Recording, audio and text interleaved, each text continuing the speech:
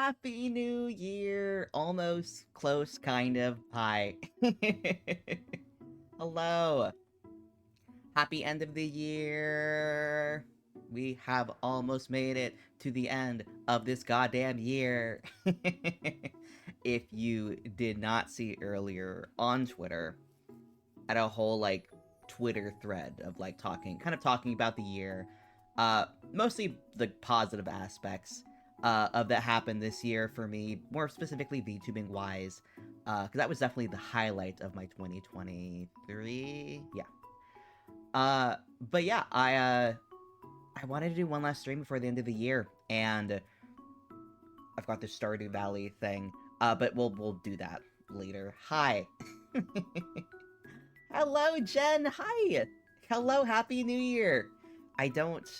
I always forget what time zone you are. I'm pretty sure you're PST. I might be wrong. But you're definitely not. I'm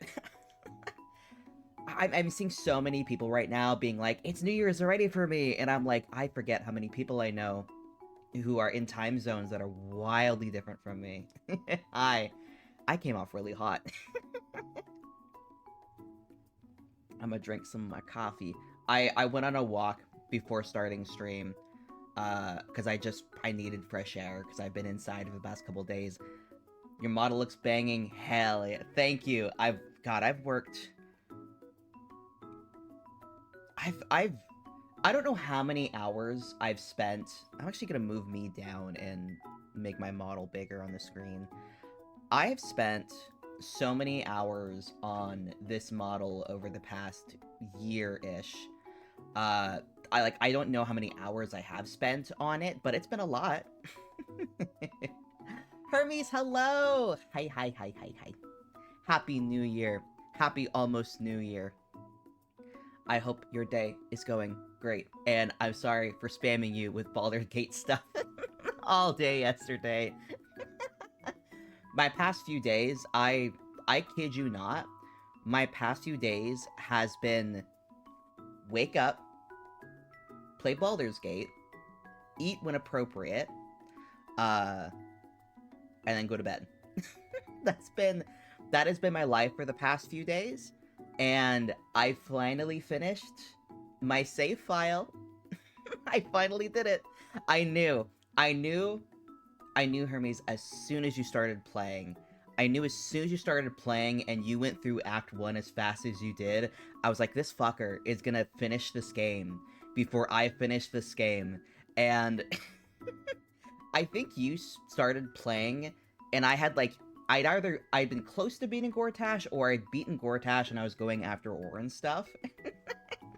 And you beat the game before I fucking killed Orin.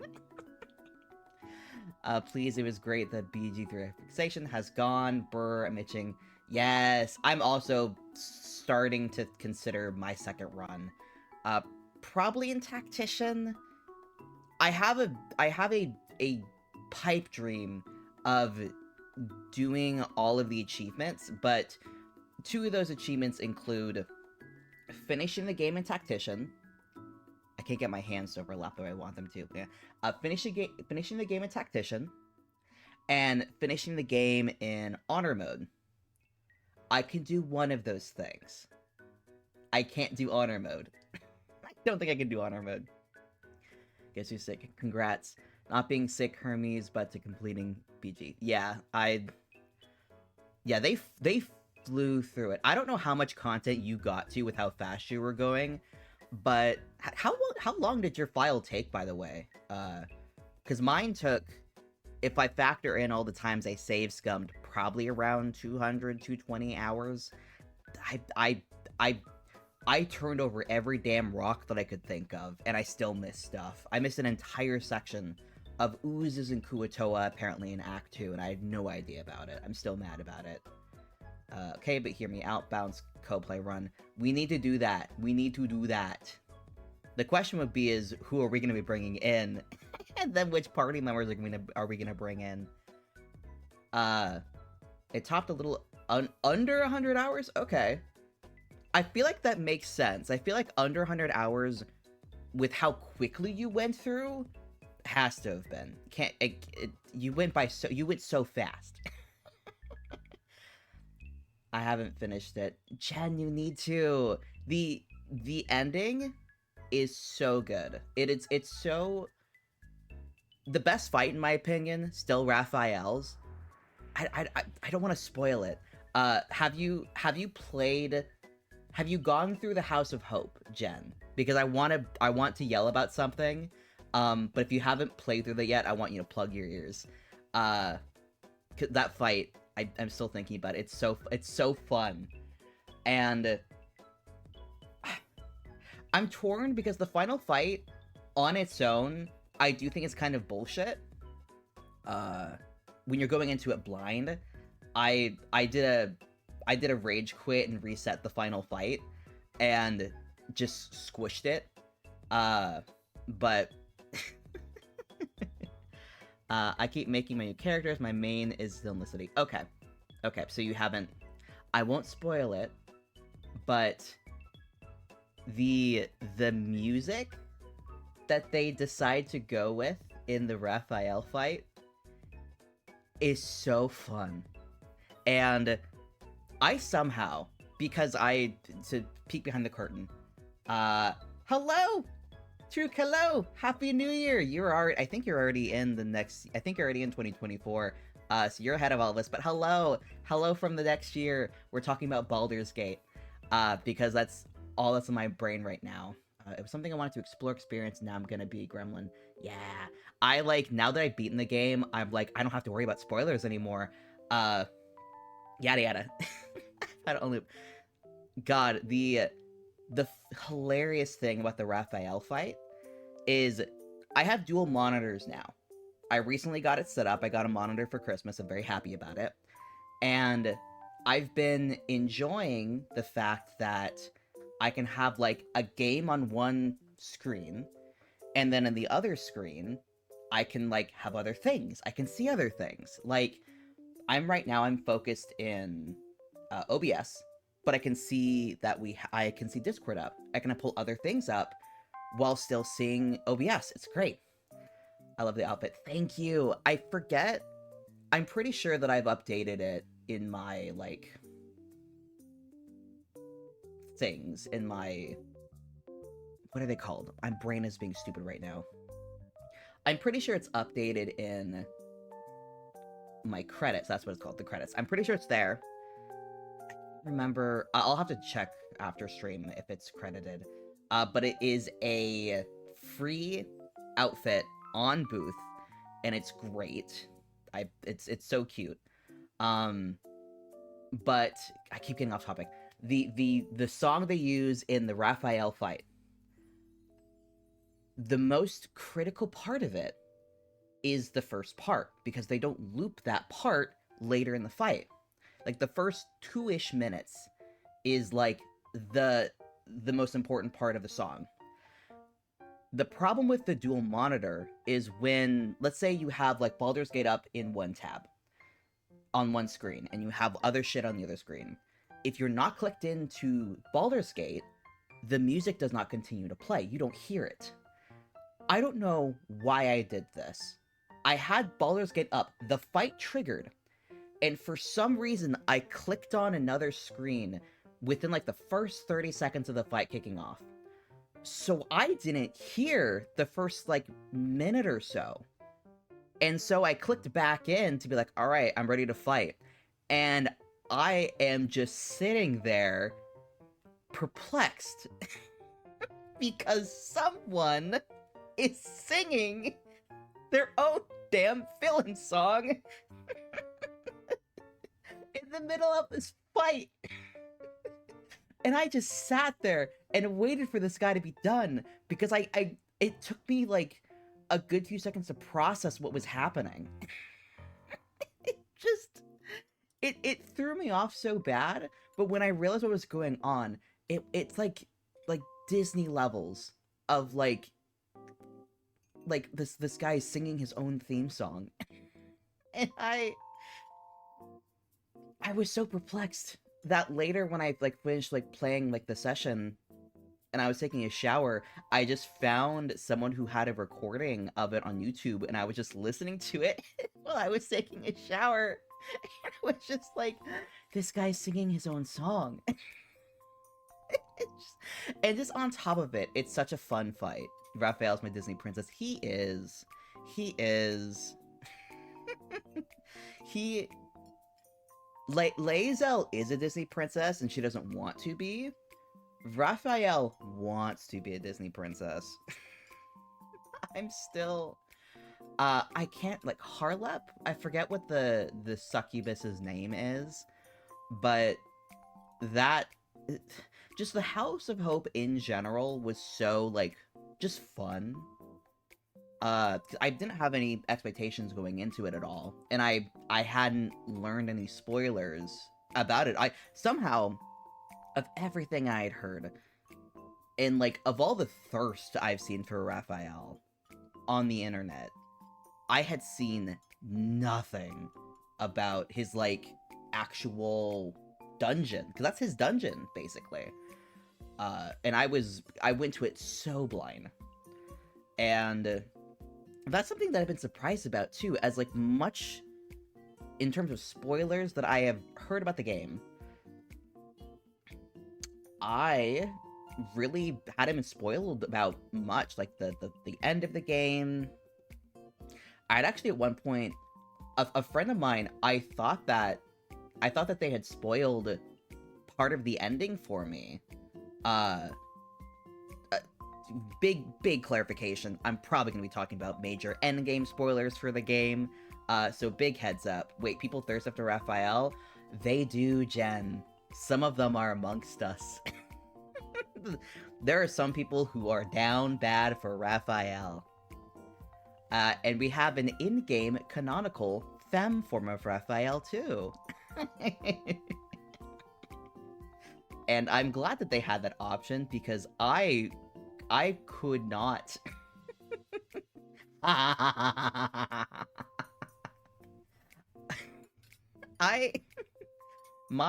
One of my missions in life while playing that game was to be as bothersome to Raphael as, like, physically possible. No judgment, I just not think of it. I mean, you're also, like, one of the biggest lesbians I know, Jen, so I think I one time asked you if, like, someone was hot, and you were like, I'm not interested in men, I don't know. And I was like, you know what, you're right. I went to the wrong person. I went to the wrong person to ask this question. There is, I will clarify, Jen, there was a femme form of Raphael. She's nice to look at.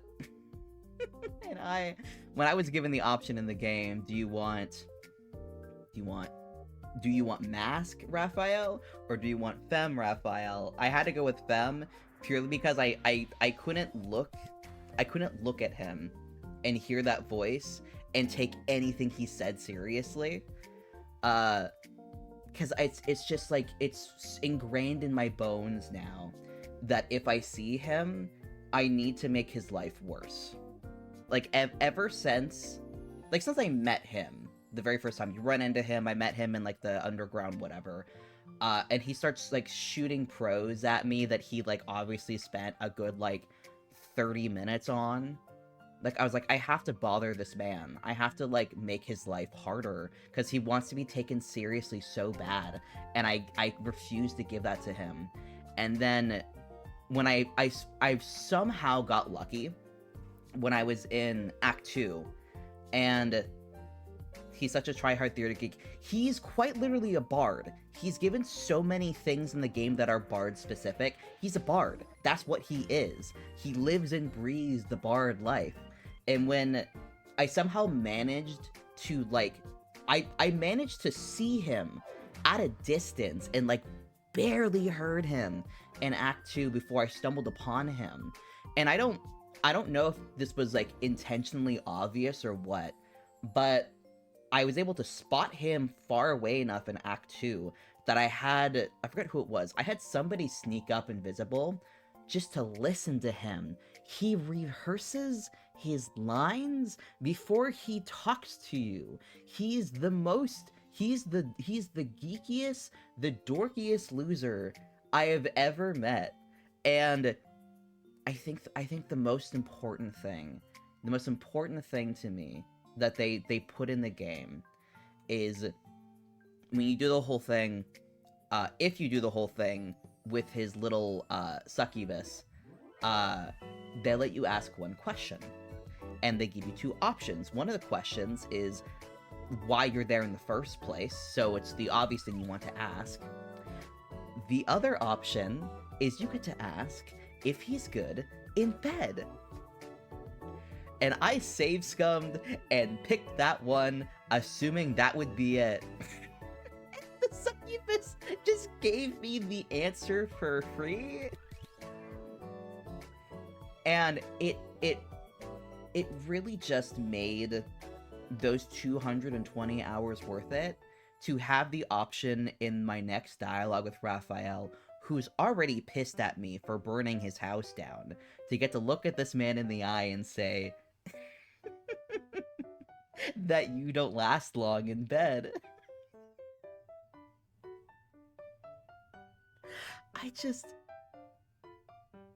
Mr. Sitting, this guy, yes, you get me.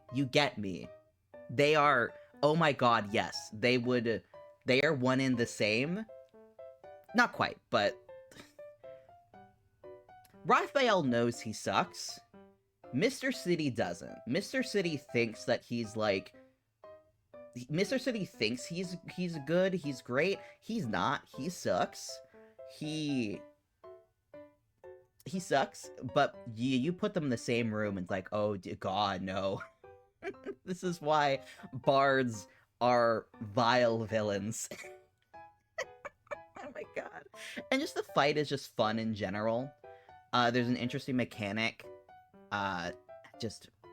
It also it's the build up to it, because the whole dungeon is more than just a singular fight. It's a collective of things. It's tough. Honestly, it's the whole dungeon of, like, House of Hope. If you can clear that, you're fine for the ending. Because you have to juggle a lot of things. But it's just good. It's just good. And I saw someone make a comment on the video of the final song. The song for Raphael. Someone being like this fight, I think, was better than the finale. I feel that. I definitely feel that. I think it's because that narrative, you deal with Raphael from the beginning. It's a more intimate story. The whole quest line with Raphael feels very much like a proper D&D campaign. And with the final fight, I won't be super blatant just because I don't, Jen, you haven't finished it, and I think it's a very fun, surprise. Yeah, the other villains get introduced Act 2 at the rest. Right, you don't get as established with them, and they get established late Act 2. And granted, you spend a long time in the city of Baldur's Gate, so you have plenty of time to kind of get to know them. And I think that, with Raphael, you meet him very early. You get to build that personal relationship with him. So it feels very personal when you deal with him. It's very optional once you get to Act 3. You don't have to deal with him, but it's there. And I highly recommend it, because the payoff of getting to kick his ass is so good. Guppy. I saw the Figma, I forget what it's called, the big head man. I saw your big head man on Twitter earlier. He is in your hands. I'm so excited for you to have your boy. Hello. Happy end of year. We're talking about Baldur's Gate. We're talking about the D&D game. Your mans. That man's... I forget if that's the Keanu Reeves guy or if that's somebody else. I don't know enough about the game. You got 2 more? You're hiding men. The men, they are around. Make me want to boot up right now. God, Baldur's Gate. I had to force myself to not immediately start another game last night, and I did achievement hunting. I ended the game last night with like 11 achievements I did not have. Like 11, not 11 actually. 17. I didn't have 17 when I ended the game. And so I went through and I found a list of all the ones they didn't have yet. And I broke them down into things I can get from scene hopping, and things I can get. Like, I broke things down. I made like a spreadsheet of like what I could accomplish tonight, what I could accomplish later, and what would have to be accomplished in a new game. And I think I got 6 of them done last night after like 4 hours of work. I have to head out some. Have a great stream, even better news. Thank you for stopping by, Jen! I love you. Thanks for stopping by and being an awesome friend. Have a good night. Now that Jen is gone, we get to do the proper spoilers. I played a little because they put a new custom difficulty so children like me can play. Yeah, it's like story mode or something. I haven't fussed around with that, but I have a fight I have to redo that I'm probably gonna put into that difficulty because it's a hard fight. I don't really want to have to do it properly. I have to kill somebody in midair. Yeah, story mode. I'm probably gonna have to activate that because I have an achievement. Did you do Wormway, Hermes? Because I know Wormway. It's this like, it's a like cavern underneath of the like building where the coronation happens. It's underneath that. Will's quest. Yeah. So what happened with that is I forgot to do that. It's a lot. There's like these 4 trials you have to do in order to do the fight at all. And I started a new run playing a Drow Bardlock. I keep getting ass kicked. Ooh, I am so sorry. I hope that you become powerful and strong soon. So what's supposed to happen with that quest is you go and you're supposed to rescue Will's dad from the, like... I'm gonna snore that ad. Go away. You're supposed to, like, rescue this man, from, like, under the water, because he's been shoved underground, and when you talk to him, he's supposed to be like, oh, what you adventurers need, is this big-ass dragon. Here's where he is. He's, like, sleeping underneath this, like, building, and you need to go and find him, because he will save Baldur's Gate from this great evil. And you go there, and that is one of the ways you are intended to learn who the Emperor is. Because the dragon's there, and he's dead because someone killed him, and he's a little mad about it because the someone who killed him was his very best friend, who he cared about a lot. Oh, I learned who the Emperor was in that one place where Orpheus is.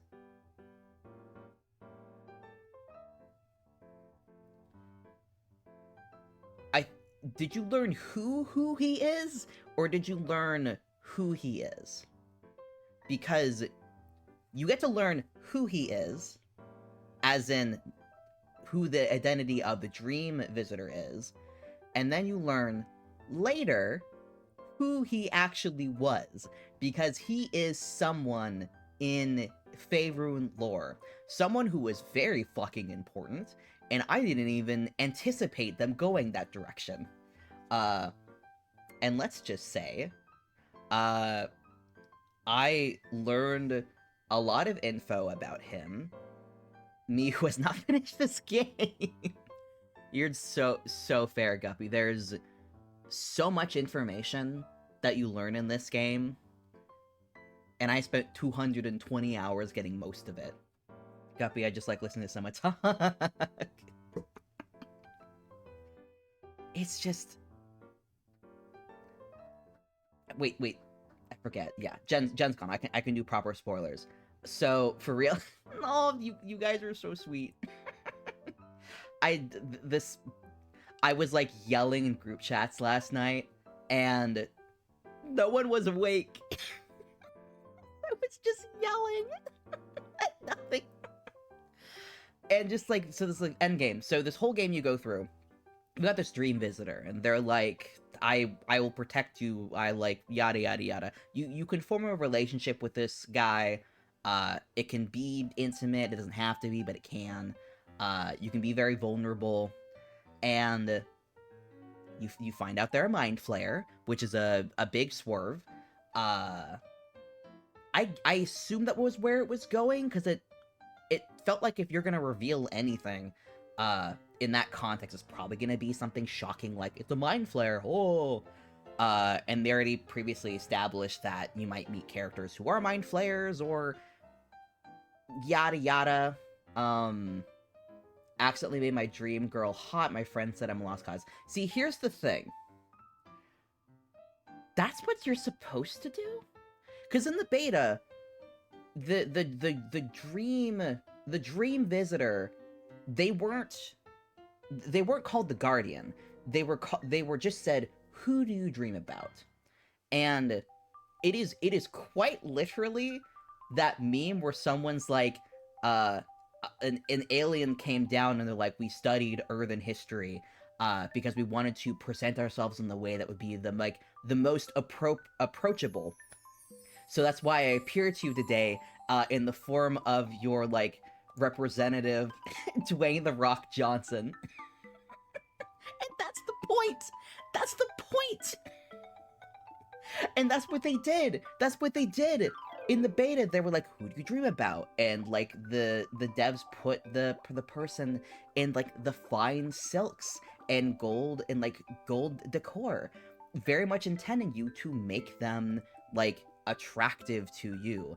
And so when Hermes started playing and it got to the Guardian, I very respectfully and very gently encouraged them to make it whatever their character would think is like hot. Knowing what the devs intend to have happen. And knowing exactly what was going to occur, because then when the flip happens and it's surprise mind flare, you still have that like little thought in your head of like, well, they were hot once. You were tricked. Good. Very good. It's the point of it all. And you get a whole scene at some point, I think in Act 2, where you can like comfort them, and get all snuggly, oh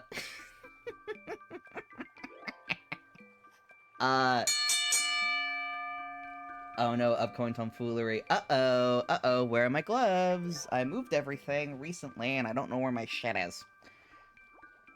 I have my gloves around here, right? Where are they? Hang on a second. 1 second, I gotta get up.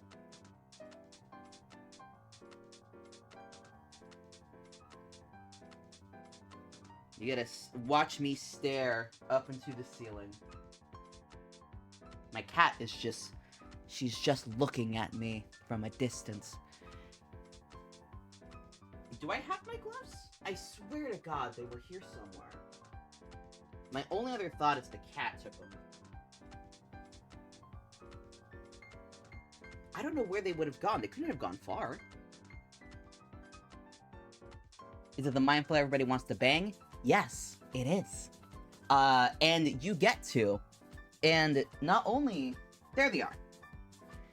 Not only do you get to... You get options. It's one encounter. I am back. Leaving my gloves on. You get not only options, you get options of if they look like a mind flare or if they look like the original visage that you had for them. And if I haven't actually, I have a save, like, right when that encounter starts. So I haven't actually seen the version that utilizes the Dream Visitor image. But if you forego that, you get the option of, like fondling with their little tentacles. Does it want to pick up my hands? I don't think... My tracker doesn't realize these are hands. But you get the option to, like, fiddle with their little tentacles, and there's another one... I think you just kiss their hole? I don't really know.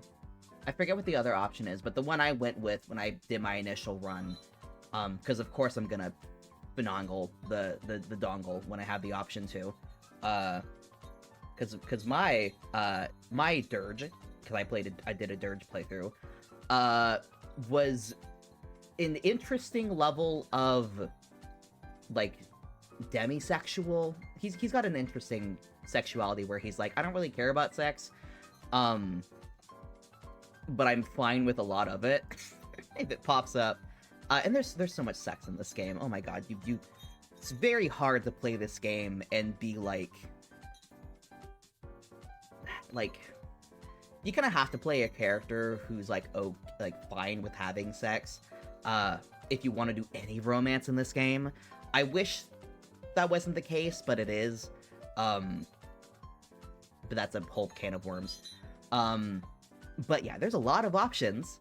And the funniest part is when you're all done having your little encounter with the Mind Flayer, because it happens in basically a separate reality. I'll use very vague terms because I don't know how much you know about D&D stuff, Guppy. Basically, you're in space when this happens, but it's space in a pocket dimension, and you get done with your little encounter. At least it's not first-person sex scenes. Oh, Christ, that would be awful. I bet some people have made mods for that, but when you finish up your little scene, you're laying there with the Mind Flayer, who's a very naked alien, very smooth down there. A portal accidentally opens up, and all of your companions are there and are horrified because they see you, one, naked, and two, naked in a very vulnerable way with an alien.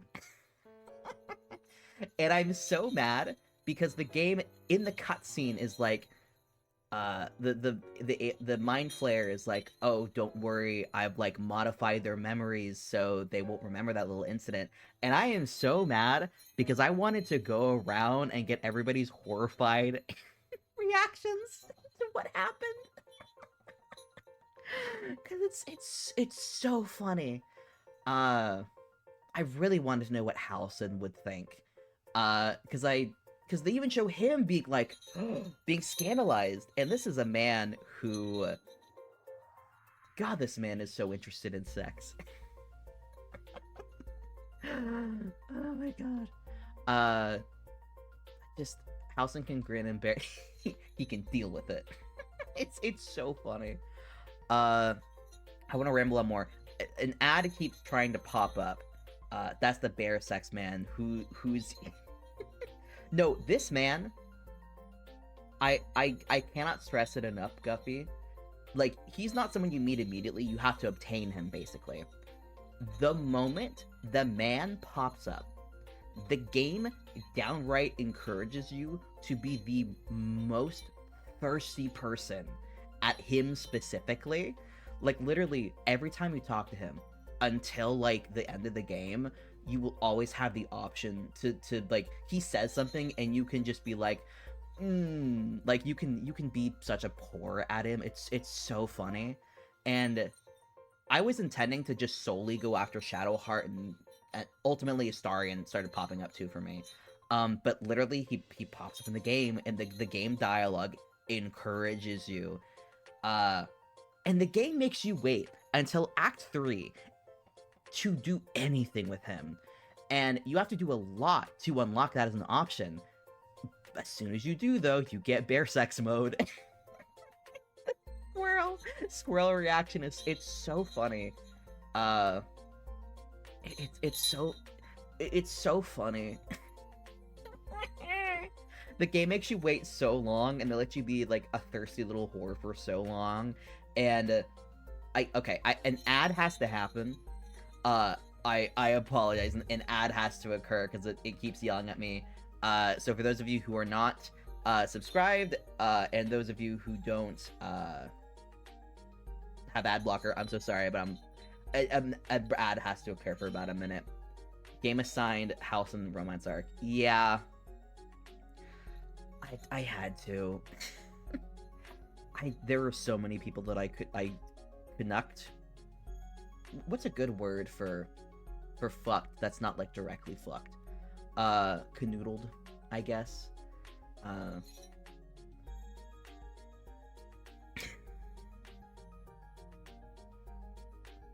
had to. I didn't do my meds today. I'm gonna do that real quick while this ad is happening. Companions with benefits. Now that I finished my main game, I'm debating on my second run how much and if I should do mods, because I think there's mods that let you re-enable achievements, and that's important to me if I want to get my achievements. Alright, I think I take my med with my little clown gloves on.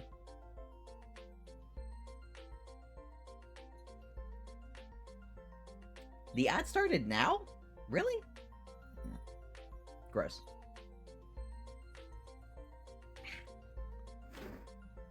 But yeah, I'm already like making notes on my phone for like, let me pull up my notes because I'm already planning what I want to do in like a second run. Because the thing is, I want to play with campaigns I didn't really get to explore in the first game, in my first run. But I also want it to be balanced because it's gonna be hard. Because it's gonna be tactician, probably. Let's see, my notes, I've got, I didn't really do much with Will. I finished pretty much everybody's storyline. I didn't completely ignore anybody. But I didn't really hang out with some of the companions much at all. Like, Will and Gale, barely had them in my party. Only had them when I had to have them. I just need to appreciate them. I'm playing Romance Carla because, oh, woman. Yes, let's go! She's great. When I was playing my game, I ended up gravitating towards Shadowheart. And God, I was torn about Carla because, God, she's great. I played with her a lot in the first part of the game, but I was surprised. I really liked Jaheira, and I'm glad I ended up liking her as much as I did, because I had to do so much work to keep that woman alive, because in Moonrise, there's like 3 fights you have to do with her before you can claim her as the companion. And I made the damn mistake of saying, like, okay, sure, you act on your own, let the AI use you. The AI wanted her dead. The AI kept having her basically, like, off herself. I had to restart the fight 6 times, not because the fight was hard, but because she kept getting herself killed, and I couldn't stop it. She kept running into this thing I had set up. I was so upset. And then I ended up, like, having her on my team. Like, my team was always either Shadowheart, Astarion, and then some sort of melee person. And I had everybody on the team for at least a little bit. And I made Jaheira a monk. And dear God, monk is a good class in this game. And God, the class worked great for, like, her vibe and everything. And then just as a person, she's so wonderfully sarcastic. But, like, not in, like, a cynical way. She's a very fun personality, and then she's just, like, a MILF, so, like, duh. I just really liked her relationship with my character. It was very fun. I also said I liked Gale because he's a little silly, and my friend said track record for fictional man. Oh, God. This is a me thing, and I'm saying this as, like, how just like my preference. Um, I just I struggle to find the appeal of Gale. And I'm very positive it is just a me thing, especially because the amount of people I follow on Twitter who are so down bad for Gale, and like a bunch of friends of mine are so down bad for Gale. And I felt the same way about Astarion before I played the game. And then I played the game, um, end up loving him a lot. Like end up getting into like a romantic thing with him, and then took the next step further, and we became very amicable friends. Which actually, for me, it felt like it was an improvement over the like romantic relationship. I was really glad how they handled that, where like, because I didn't realize you couldn't have both Shadowheart and Astarion at the same time. But I really liked how the game allows you to just be friends, not just be friends, but allowed you to be friends with a tone of like, this is a really like awesome thing. And I was like, I think I cried. I forget if I cried. It was just really sweet. Say my friend is a Gale romancer. I'm so confused. I don't even think I'm down bad. He just makes me giggle about us. He is. He's just a wet little meow meow. Gale. And in my next game, I have my notes. My notes are Will, Gale, and Lae'zel. And I did play with Lae'zel a good bit in Act 2. I really like her. It's just unfortunate she got kidnapped at a really bad time. So I just couldn't hang out with her at all for a really long time. But I really want to get Winthara. Gale might get replaced by Minthara. But I want to find the appeal of him. I want to understand better what so many people like see in him and are like, I must keep this man close to me. I have to watch him. Gale looks 10 seconds away from crying at every single moment. And see, in those 10 seconds before he cries, he's just eating boots. He's just eating shoes. Oh my god, I'm so glad that the community memed the like I'm so hungry for the shoes Gale. I'm so glad that meme was so prevalent that in the Christmas the Christmas animation they put that in there. They had him eating shoes. It's just, oh my god. I think when I saw that I lost it. I think I had to pause and like laugh for a good minute. But I want to understand better what draws people in, because so many people I know are like so like interested in him, and I don't get it, and I feel like I'm missing something. Listen, if you got dumped by the goddess of magic, you look 10 seconds from crying too. I'm so surprised that for as much as they like milked that whole thing, we barely saw the goddess of magic. You barely interacted with her. I'm so shocked about that. And then you get to her, you look at this character, and she's the most boring person I've ever looked at. Like, you are the goddess of magic, and you walk in looking like a mom attending like a private school teacher conference. Hair slicked back. Absolutely no adornment. I feel like if they ever do DLC, we might get the bitch slap. I'm okay with this. She's just a woman. She is the goddess of magic. She can look like anything. And she's the most boring person I've ever looked at. She's so boring. At least, like, Will's patron, like, she's not my type, but she at least goes for it. She's got like, the adornments and the hair, and she's got the boobs out, and she's got a cowl that I can only describe as looking like it's made from human hair because it doesn't look like fur. The way it's braided is not fur. She's a woman with a paper grocery list who I hit with my shopping cart in Target. I'm also going to update the stream real quick to just talking because I have not played Stardew Valley yet. And I don't imagine we are going to be starting anytime soon because I am just going to yell. How do I... What is the talking category? Chatting! That's what it's called. Chatting. Just chatting. I'm just talking. You're forced to sit here and listen to me yell about my D&D adventures. But yeah, she's so boring looking. I'm shocked that they decided that. And for like a short little cutscene that your character doesn't even see, it's just Gale who sees it. We have to?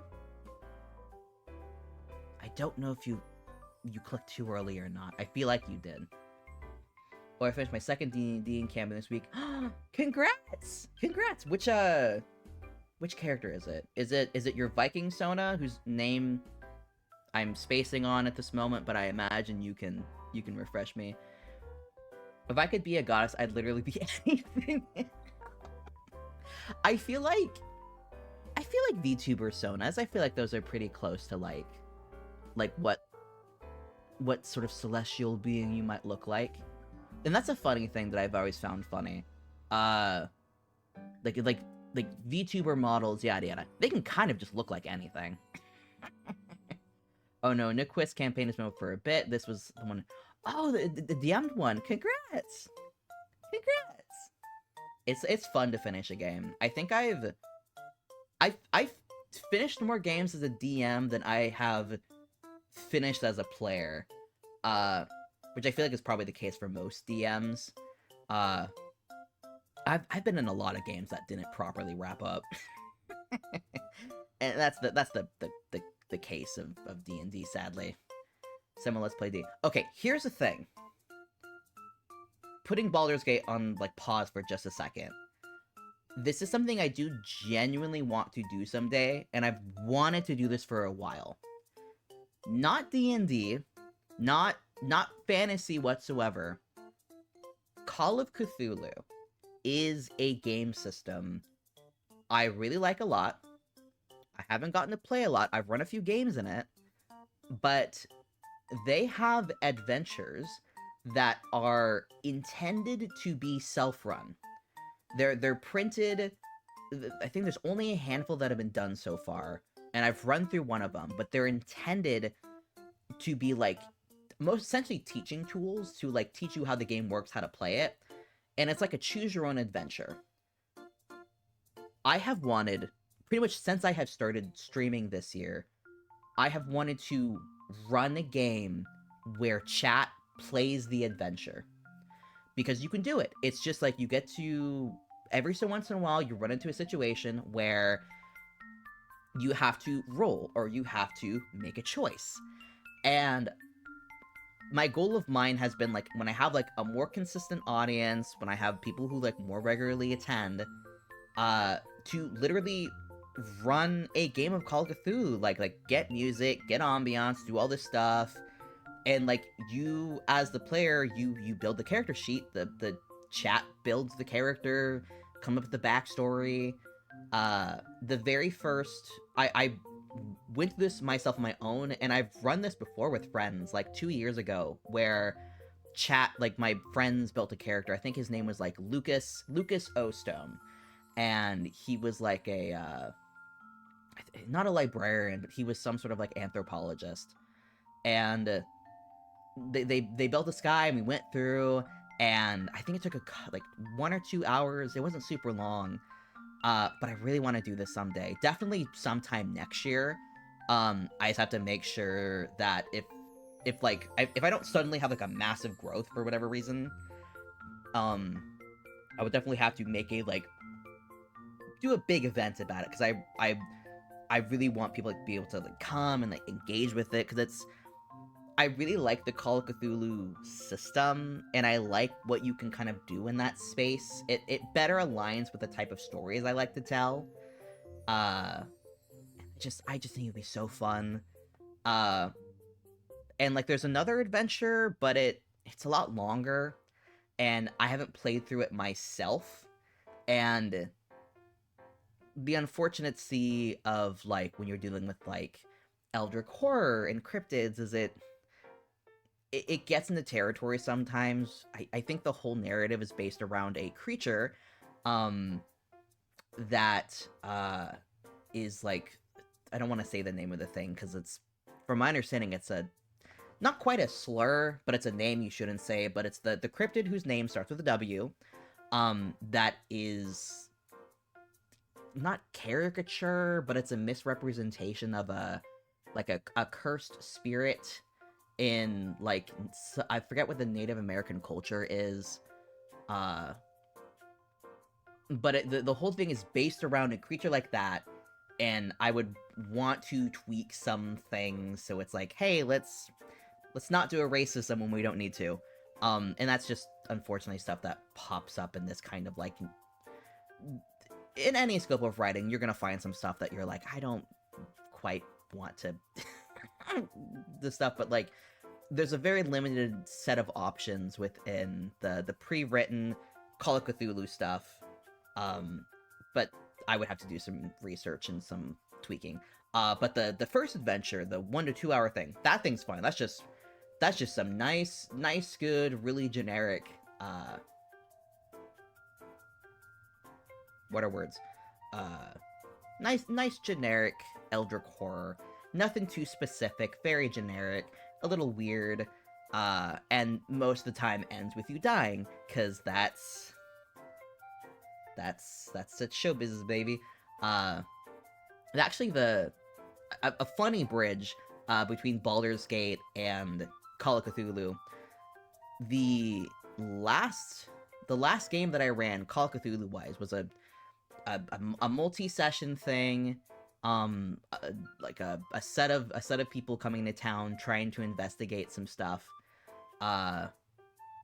The character, the narrative that I had played out in that game was based around a D&D character backstory of mine, very heavily tweaked because D&D takes place typically in fantasy realm, and Call of Cthulhu takes place in Earth, 1920s-ish Earth. It's a very different setting.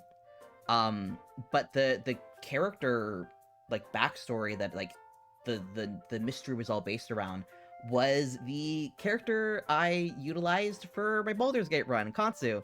So it was interesting how that interplayed. But yeah, Baldur's Gate. I was unsure about this thought that I had, because I played a dirge game when I played, because everybody was playing Tavs, and I wasn't sure what this dirge stuff was, the Dark Urge, this origin.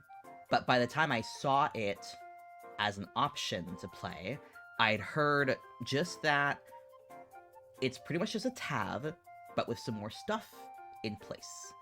And I like a good, like, edgy, not dirty, but like I love angst. I love some angst. And Act 1 of Dirge, it doesn't feel great sometimes, because the game isn't ready to start properly laying down, like, information towards you, about Dirge stuff. I almost quit. I almost restarted, partway through Act 1, because just some of the stuff that they force you to do is just so, like, it's just so, like, graphic in a sudden way. And if I could change one thing about the way the Dirge story is executed, there is a couple instances where the game just, like, basically tricks you into killing animals. I would just remove that. I don't think that added at all. And it really only happens to animals. It doesn't really happen with people. There's, like, one instance where you can cut off Gale's hand. I know it's because, like, that just makes me really uncomfortable, where they're like, oh, look, I'm talking to a cat. Oh, I've murdered the cat. Great. It's on the screen, too. Fun. I would just remove that. it felt like the game was trying to play up like a weird misinterpretation of like a ooh scary psychopath, whoa, because we don't need more of that in the world. We love criminalizing what's the word for it? Not criminalizing, but like scare tactics. We surely need more like spooky mental illness. That's what it felt like in the beginning. So I almost restarted because I was like, I don't trust where this is going. I kept with it though. Stigmatization. That's it. Thank you.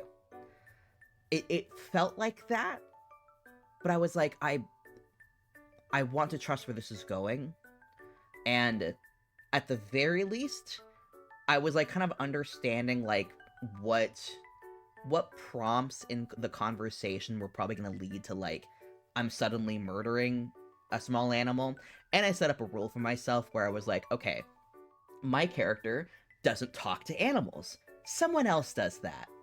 And that worked pretty well. I slipped up once, and I one time, in Act 2 talked to a cat. Whoops. And thankfully, once you're in Act 3, that all stops. I'm so glad. It just stopped. And I was so glad that they stopped doing that past Act 2. Now that I've finished the game, though, and I've pretty much experienced everything there is to experience for the Dirge playthrough, I can very confidently say, unless you are playing a character where you're explicitly wanting to play a blank slate, a blank canvas, I think you should play Dirge. I know the game is like, oh, like, you should, like, wait until, like, you've already played the game and, like, be an expert. I don't believe that. I think you should only play Tav, one, if you just, like, all, like, the intense, angsty, oh no, murder, if that's just straight up uncomfortable for you, and that's just not something that would elevate your experience, then yeah, play Tav. Don't force yourself to play a narrative that's gonna, like, make you feel bad. If you're fine with it, and you're not playing a character where you're like, I have to have a blank slate, I don't want really any connection to the world, do Tav.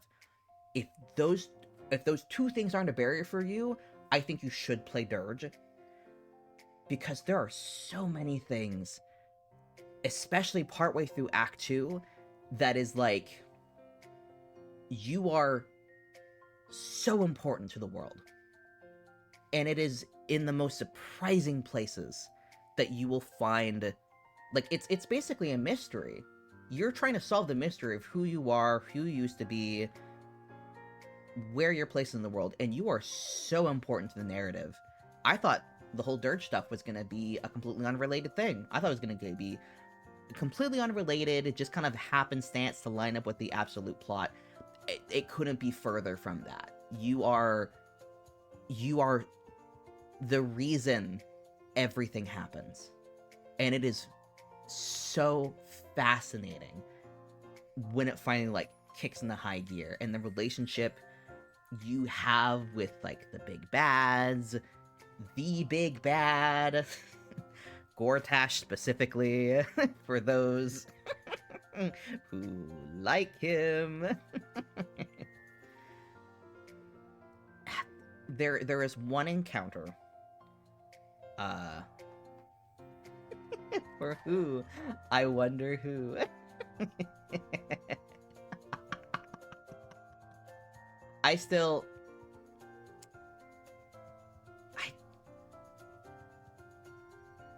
I'm not playing Dirge again, because I want to see what the differences is for a Tav.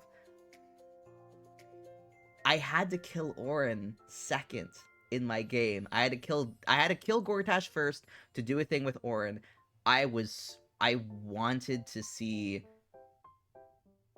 I'm sad that I wasn't able to see what Gortash is like, before, if you killed Orin first, but I had to kill Gortash first because Orin wanted to duel, and I wanted that to explore all of that stuff. But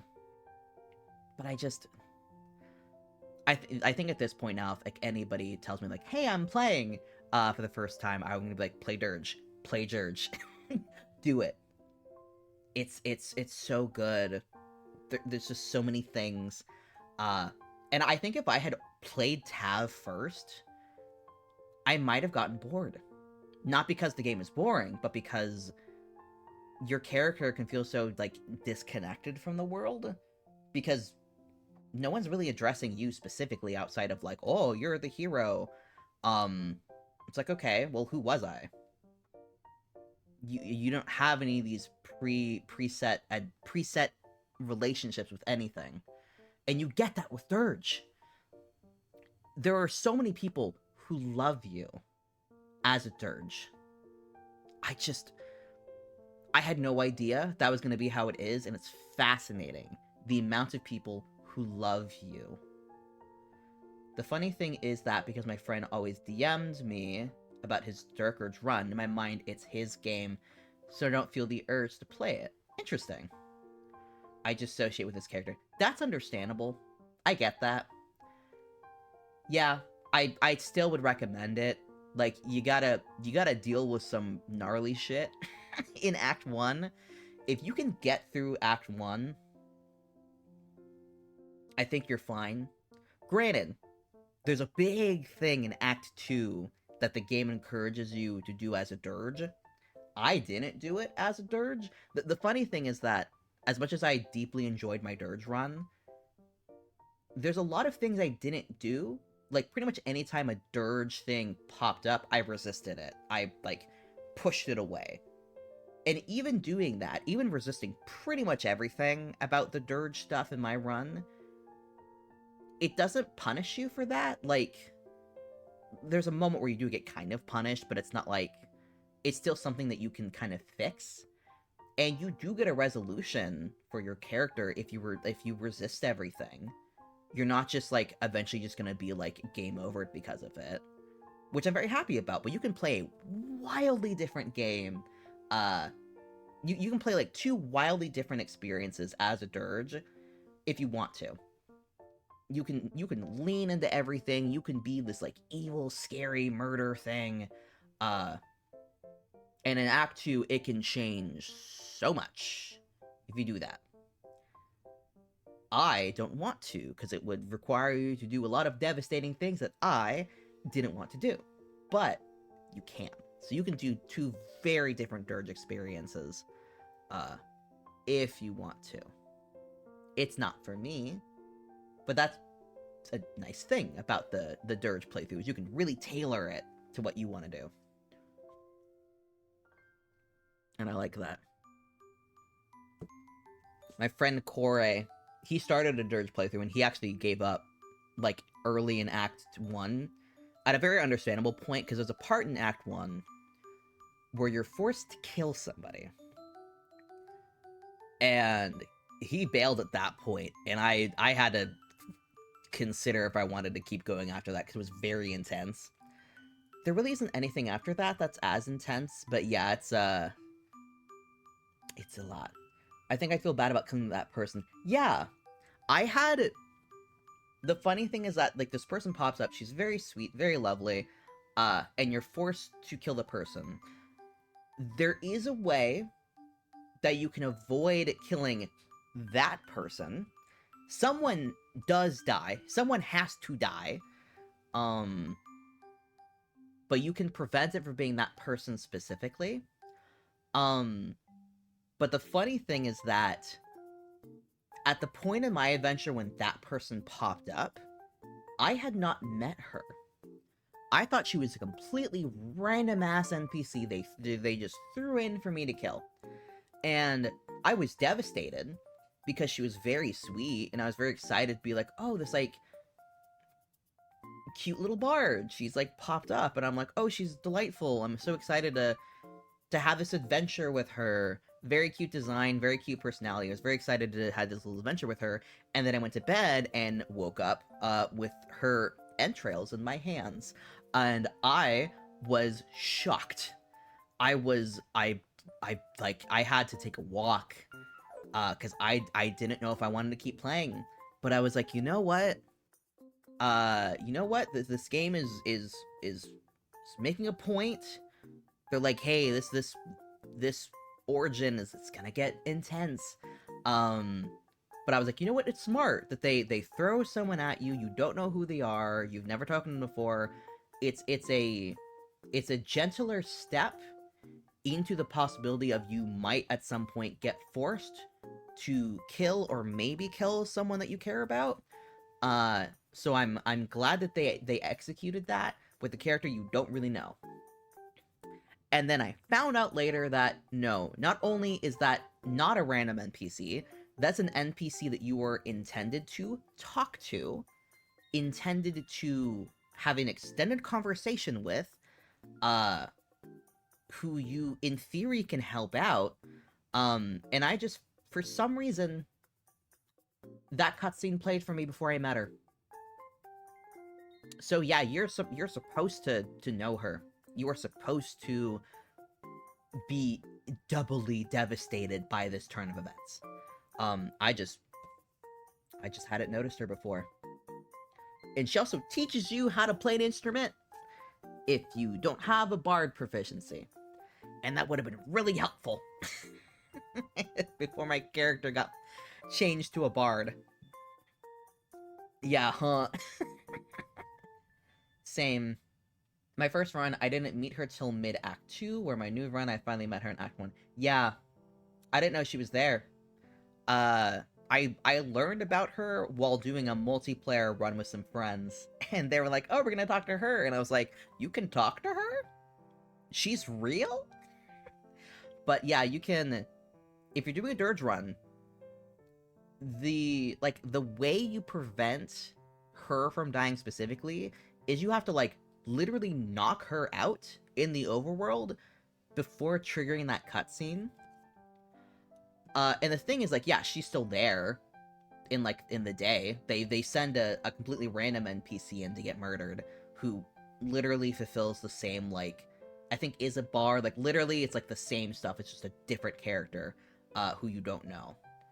But like the thing is, the game doesn't really treat her as still living, so it's like one of those things where it's like, it's like how for Paladin, if you kill somebody with like when you have the wrong oath, it breaks it. But you can like trigger like non-lethal, and it just knocks them out. But there's only a couple NPCs where knocking them out actually does change anything. Like the two brothers who talk to the hag, and you can trigger a fight with them. If you knock them out as opposed to killing them, the narrative still treats it like you killed them. Like, you can see those little stars above their head, but there's still blood on the ground, and when you have a conversation with the hag later, she's like, you killed the two boys, ha ha ha ha. So it doesn't matter. That's the thing. Like, there's very minor things that I can nitpick about the game. I still think that the whole, like, lethal system, non-lethal system is kind of... It's really poorly executed, because there's so few instances where it does matter, and it's limited to you doing melee, which a lot of people have made the mistake of not realizing that's how it worked. And I just... It's not that I wish that they had foregone it entirely. I mean, that's how it works in D&D. Well, I don't know that. I play so much homebrewed-ish D&D, I don't know what the proper rules are anymore, honestly. My first run, I kept killing people by accident. Yeah, because a lot of people don't know. And a lot of people who play Baldur's Gate haven't played proper D&D. And we're already overloaded with information anyway, so... I don't know how, like, you would have fixed this, because I get what the point of the, like... What is it called? I get what the point of the knockout toggle is for Paladin. I get that. And I I like that that's a thing that they thought of doing for the oaths, but I think with D&D, where killing people is so important to the function of the world, it feels kind of stupid that a paladin can, like, break their oath by, like, killing someone. And granted, if you just start murdering innocents, that's different. If you just start murdering children, yeah, makes sense, an oath might be broken. But to force that in a world where it's so important to kill people often, I don't know. Like, I think the only point in the game where they're like, we have to knock out somebody as opposed to killing them, I think is Minsk. I don't know if there's really any other instance where that pops up. And it's with a companion who, in my opinion, I don't think they should have put Minsk in as a companion. That man is a waste of space. I spoke to him once, wasn't interested. He pops up so late, and you have to do so much work to get this man into your party. I was annoyed by the time I picked him up. My DM let me knock out instead of kill with the range as long as not a spell. That's the thing, yeah. Like, it's like I just shoot them in the knee and they knock out. I don't know. Me playing a Phantom Rogue who personally did not kill knocks up people sweats. I just wish that they had executed it better. Minsk is my boy, I love him. Don't talk about Boo's food source like that. I will. Here's the thing. Him as, like, a person, as a being that exists, fine. If he had popped up earlier in the adventure, yeah, sure, I would have entertained him more. My first exposure to Minsk is in Neverwinter. Like, one of the few MMOs I've ever played. I really liked him in that. I think I was just annoyed that Minsk popped up so late in the adventure, where I've already built all these relationships with people, I have all of these connections.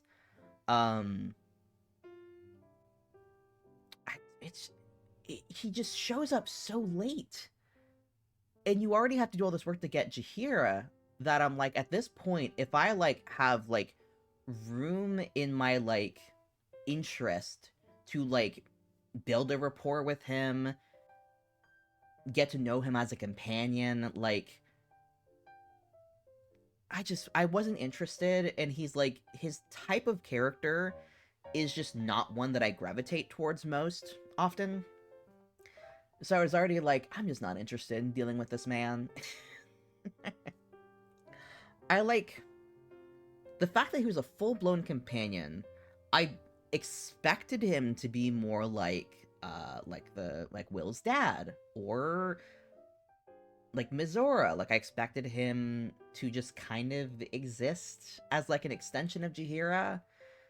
And then the game was like, yeah, he's a full-blown companion. I was like, why? Like, literally, like, at the end of the game, you get to have, like, a whole, like, reunion with all the companions. And it's great, it's lovely, you get to talk to everybody again. I cried a little bit when I did that last night. It was wonderful. I didn't talk to Minsk. I think he saw me at a distance and was like, hey, it's like, I think he's like, boo, the hero's back, yada yada. I did not talk to him. I spoke to everybody except for Minsk and the bard that we had. And I think there was a cook, but I never saw him. So I didn't get to chat with him. I did not talk to him. I think I mostly did it out of protest, because I just was annoyed at how they executed him existing in the narrative. You didn't talk to the bard. Yeah, he was up on like a hill. And I thought about it and I was like, I don't know who this guy is. I don't really care. And it was late. I think it was like it was later in the evening, and I was feeling very sensitive. Like, it was like that. I won't spoil it then.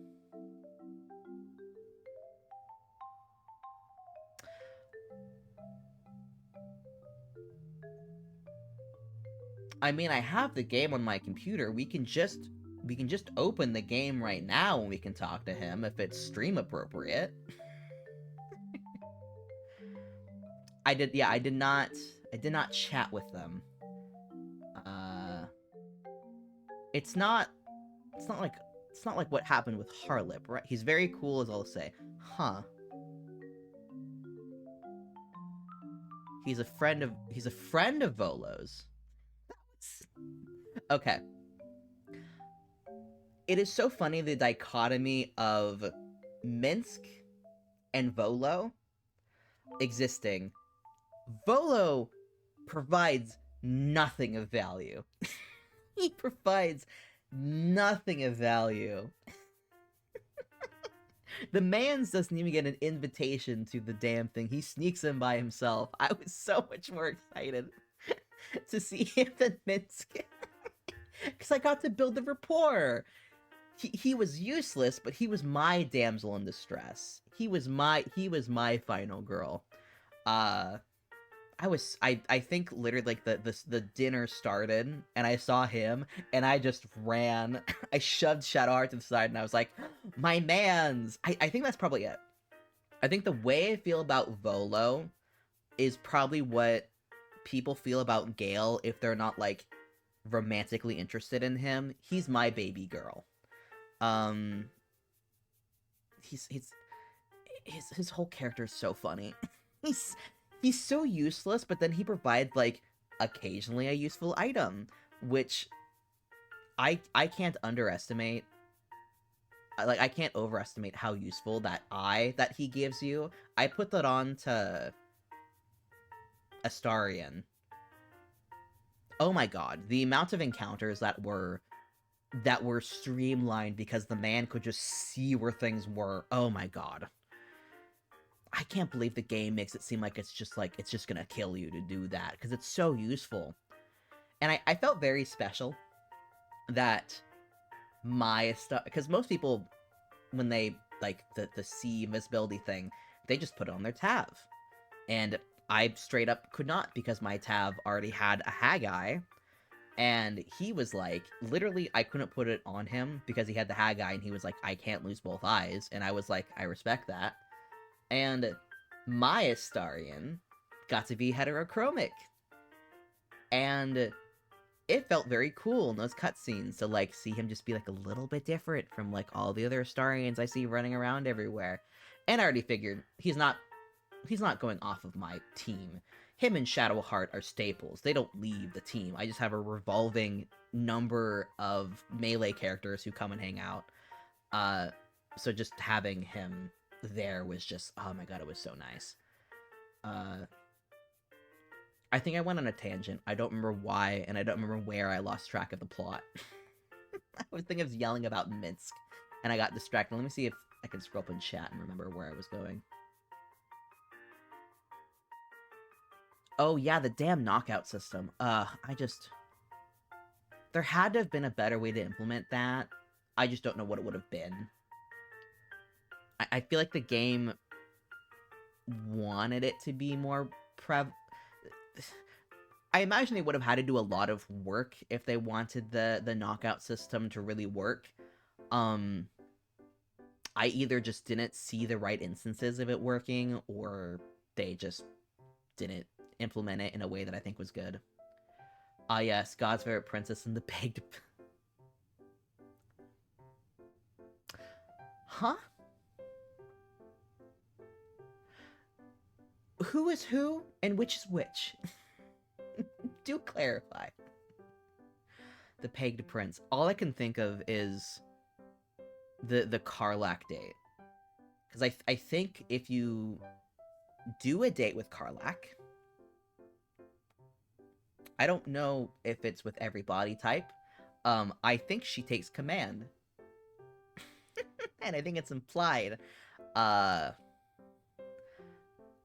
Little things happen with a little peg. A great use of the knockout system is if you want both Minthara. That's it. Well, here, that's the thing, is Minthara, that wasn't implemented at launch. That was implemented in later, after people kept, like, trying to break the game to, like, guide her out. And that's smart, but that's like one of 2 instances in the game where that happens. And it's like, if you don't know that Minthara is a possible recruitable companion later, why would you do that? And I think I do think that that's kind of a failing, because there are multiple instances in the game where a companion can be recruitable down the road. Halsin's one of them, Jaheira's one of them, Minsk is one of them. I think with Halsin they do a good job at making it clear he might be recruitable. Not really Jaheira, with how easy she can be killed. I think the game should have done a better job at clarifying that. I don't know. I feel like if a game, you should be able to play it and have a full proper experience without having to be incredibly online. Because if I didn't know ahead of time that Jaheira was recruitable, I would have had no idea. She would have died and that would have been it. I would have missed out on a character I deeply enjoyed. But whatever. That's just my experience. Blech.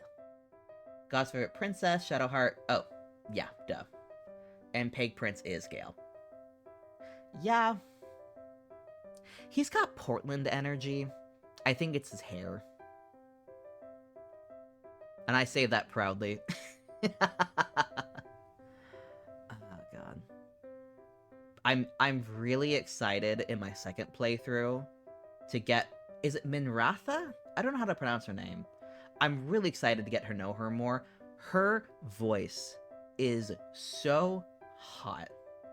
Like, I was so sad in my first game when I found out that you could only get her if you were very evil. I was like, no, I have to kill her. I don't want to do that. She's hot. I'm so excited to get her in my game. And it'll be interesting, because the team is going to be, initially, Lae'zel, Gale, and Will. Which, I don't know how that group of people are going to get along at all, but I think Minratha combined with that is going to be interesting. Have you seen the Man Bun Gale mod? Of course I've seen the Man Bun Gale mod. I think I found that mod because one of the artists I follow who had a whole playthrough where they romanced him, I think they did art either based on the mod or someone made the mod based on their art. I forget which one was which. I've 100% seen the mod. And that's another thing. I'm still debating on if I want to invest in mods for my second playthrough, because I'll have to make sure that I can still get my achievements. That's the main reason why I'm doing the second run at all, is for more achievements. And I have a character who I want to play at some point. Their name is Totfea, and I would very much have to have them be able to be a changeling for it, because it's an older D&D character of mine. I made them like 6 years ago at this point. They're a punchy, charismatic, but in like a sleazy way, changeling. And I would want them to be able to be a changeling, which is not an option in base Baldur's Gate. And Lord Willett, I would like it to have the kind of like texturing that Orin has, because I'm really fascinated with what they did with her skin texture, the like swirly aspect of it. I would want that texture if someone's made a mod that has that, but I don't know how doable that is. To just either replicate that skin texture or just move it over. I don't know how that would work. But I don't have a fixed idea yet for what I want to do character-wise for my second playthrough. I might just I might just throw in some characteristics. I was thinking about this last night. I wrote notes. I want the Asmar mod. Ooh, yeah. Is that the one that comes with wings? I was very surprised in my final fight that Dame Aiden, she could fly? But Mizora, She couldn't fly. She took fall damage. She has wings. I don't understand why she couldn't fly. But I took notes last night when I was thinking of what kind of character I wanted to play with my second playthrough character. And my current idea is a high charisma druid. Because I still want good charisma. Like, in proper D&D, having good charisma kind of just gets you anything you want, which I think is a failing of the system, but whatever. Like, having played this game initially as a high charisma character, I don't want to play it with bad charisma. Everything's literally cheaper, which, granted, you can have a side character do that, but, like, conversations, man, they're so much easier when you can just be like, I spoke and they gave me what I wanted. And I never really explored the druid class. I never really gave it a shot, and I want to. Like, Halcyon was a druid, but I don't really feel like I got to, like, appreciate it. I know it's a good class. In D&D proper, it's a great class. And I've seen some vile things happen with moon druids. And the funny thing is, in D&D proper, the most number of characters I've played per class is actually druid. I've had like 5 or 6 characters that have been druids. Granted, like, per quantity of games I've played, druid takes up maybe 5-10% of the games I've played. But I've had a lot of characters that just ended up being druids. Rarely were any of them like the stereotypical druid kind of person, but it's just a class that I end up picking a fair bit, but I don't really like properly appreciate it, I think, often. And especially not in Baldur's Gate. I didn't like how Halcyon handled, because I think if you're going to be utilizing a druid, you kind of need to get it early, because there's a big learning curve to it. And I kind of got wild shape light with my playthrough, because I slurped up the tadpole to become a half elithid, and being able to wild shape into a displacer beast when Kansu was not all that good with combat was so useful and so nice, and it encourages me to try out druid more. I don't know yet if I'm gonna do moon druid or spores druid, but I have no intention of doing land druid, because I think that just gives you spells, and I don't need that really. So I'm unsure right now if I will do moon or if I will do spores. I might leave that up to a vote. I might poll friends and see what they say. But yeah, it's I might do research too. Because I know you get an item late in the game. Late in Act 3 that's very good for Spores Druid. Don't know why they make you wait that long for a specific boost for a subclass, but whatever. And of course the funny thing is that with Druid, I played it a lot. Most of, if not all, the subclasses I've played have been homebrew. I think Spores was the only one I played that wasn't homebrew. I've done like I did like a crystals subclass, which was very cool. I could make crystals. At some point I could become a crystal golem. It was very interesting. Another one I played was like it was like Shepherd. It was like Circle of the Shepherd, and the whole concept behind it was very like, I guess, I don't know if parental is the right word, but a lot of it was themed around like guiding a flock, support. It was a very like group support themed. I really liked it a lot. I have no idea. I don't remember any of the books that these came from. Circular Shepherd. Okay. If you remember what book that was from, let me know, because I have no memory of, like a friend had it in a repository, and I don't know if he has it anymore. And there was another one that was like Circle of the Shadow Dancers, which that one I actually used a lot. It was in the I don't know if I actually told you about this, Hermes.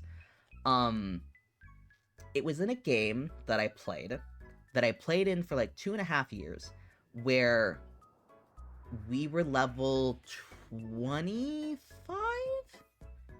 Xanathars. Okay. It wasn't Xanathars, it was a completely different book. If it wasn't Shepherds, it was something else. Because I remember that, because I remember I had a conversation with somebody once before where they were like, oh, it's in a book. And I was like, no, it's not. It's not. I think I see which character you're talking about. Yes, my character Ren, who actually, Jen, who was in chat earlier, they were in that game.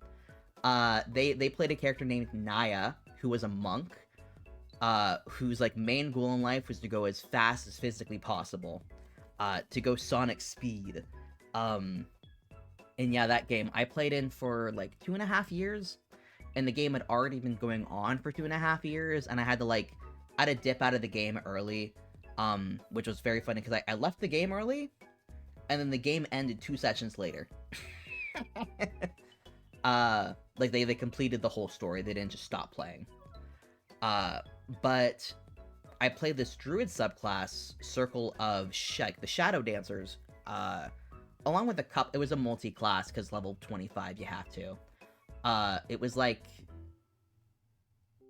I think it was mostly, I forget what the balance was, but it was like, mostly Warlock, some Druid, and I think a little bit of Bard, maybe not, maybe it was only 2 classes. And then I nearly destroyed the world, changed something that happened in the past, basically broke time, became a renegade goddess of time, and then became a bard, fighter, paladin. So I lost the druid part, but the druid subclass was fun. A lot of shadow stuff. It was the smallest part of my multi-class, but it was interesting. But yeah, I think the only book subclass I've done was Spores, on a character who I played in a Dragon Heist game that had gone on hiatus for like a year. And then we played it the next year. We played like the intro mission, we went on hiatus for a year, and the DM started the game back up and said, okay, we're running this game, but this group is too big, so I'm gonna run 2 different versions of the game at the same time. And I changed my character from a paladin into a druid, because the team comp was bad, and we needed a druid more than we needed a paladin. Dreamy sighs about my Circle of Extinction druid. I feel like I've seen that subclass somewhere. Is that the one where you turn into not dragons, dinosaurs? I've had a friend who ran a druid who was a lizard folk who wild shaped into dinosaurs. That was a violent lizard. That was a very violent man. But I'm still torn about what subclass I want to do. If I run my druid character. Nah, it's like using the powers of world-ending events into Magic? Interesting. Oh, like catastrophes. I gotcha. That's cool. I'm assuming that's a homebrew thing. Because granted, I haven't really kept an eye on, like, proper D&D, in well over a year. So I have no idea what's like currently in the meta at all, or what's the word? Not play. They didn't call it play testing. They called it something else. Where like when I forget when they released. You damned me. I will look at the DM. I have multiple messages from you. A can't believe you would call me a nerd. It was over an hour ago. I can't believe this. Ooh, very intense. Ah, Homebrew 5e. I follow this, I think, on Tumblr. Yeah, I follow it. Yeah, I followed these guys for years. You were talking about your dual screen, so I want to see if you saw. I think I saw the notification. My brain was, like, in streamer mode. This is cool, though. I really love in these, like, homebrew, like, things that people make. When they put art in that's, like, very much, like, it's art that, like, doesn't quite all fit together, where it's, like, it's clear they kind of just scrounged up, like, stock art or something. And, like, piecemealed it together. It always brings me delight when I'm like, oh, like, it feels like old-fashioned. That styling where, like, nothing quite fits together. A star druid who's a 14-year-old farm girl and gets her power from the deity she secretly worships, an amnesiac storm druid Damphier. Oh, I forgot. Yeah, I have a star druid. That's another one I have. Good old Henri, who is my OG character, who originally was a cleric. I need to play them in something again someday. They require a very specific setting. Because the very first time I played them, which was my very first game, it was like a Wild West setting, and for some reason in my mind, I'm like, it has to be Wild West. The character themselves doesn't fit into a Wild West setting per se, but my brain is tied to that image of Henri being in like a Wild West setting. Nobody's Business, who's my fallen angel turned tiefling wild. I didn't realize Nobody's Business was a druid. That's fun. Wildfire Druid is one of those ones where I've known about it for a long time, but I've never properly looked at it, and I don't really know why. You summon like a, because it's the subclass of Fern in Critical Role, and granted I haven't watched the show in over a year, but I watched enough of it to kind of get a concept of how it works. It's all fire stuff. You have a little elemental friend, you got a little buddy, that you can treat like a summon or whatnot. Yeah, her fire familiar is a stout named somebody. Oh, I see. A little play on words, I see. Aw. A stoat, that's like a ferret, right? But more violent? I forget. And she has a staff of the Python she named Snake. My Star Druid, they had a staff of the Python, and it was they had a staff of the Python that they like found in a chest in like the game I had played in the past couple years. I remember I named the Python like based on the constellation of this, like the snake catcher. I forget how it's pronounced, but I remember reading the name and never really knowing how it's pronounced. I think I referred to it as like Ophiuchus. Like I never quite figured out how to pronounce it. The funny part about that snake staff is that snake is way bigger than you think it's gonna be. It's a big snake. She named it Anybody's Business. She's gonna run out of little like jokes she can do with that. She needs to find a cutoff for how many little like summons she has, because she's not gonna be able to continue that for too much longer. Oh my god, it's so funny when you start having like summons in D&D, because for myself, for the most part, I get very largely disinterested in dealing with summons in D&D, and I had no expectations of dealing with them at all in the game I'm currently in, which is a Tiamat game, and Truk, you're well aware of Rapture, and her demonic business, but like she's a conjuration wizard, and my expectation with her was to be like, I don't give a shit about summons, I don't care about them, which is very funny for a conjuration wizard, because that's in theory, the bread and butter, but I was interested in the teleportation aspect. But then I saw the, what is it called? The summon that lets you summon a Fey companion. I was like, that's interesting. And it's temporary. That was the thing I liked about these summons, is they're temporary. They're just for combat. They're not like a pet that hangs around that either you forget about or becomes the center of attention for everything and has to be in everyone's nose. I like these, like, battle summons. I was like, oh, this is interesting. You have a thing you can kind of put a little attention into, but you're not, like... It doesn't read it, like, I don't know. It feels like a nice balance. And I spent so long thinking about what kind of, like, design I wanted to have once I got the spell and could use it. And with Rapture, I was like, oh, this would, like, be interesting. It would be interesting if she had a summon that was, like, feline-esque, kind of, and had, like fey mischievous energy. And I spent all this time thinking about what the design would look like and finding a good icon for it and everything. And then, pretty much the day that I got the item that would allow me to cast the spell, the final starter evolutions leaked for Pokemon Scarlet and Violet. And I saw Meowscarada and went, well, I'm glad I spent months thinking about what Rapture's face summon would look like, because Meowscarada is just it.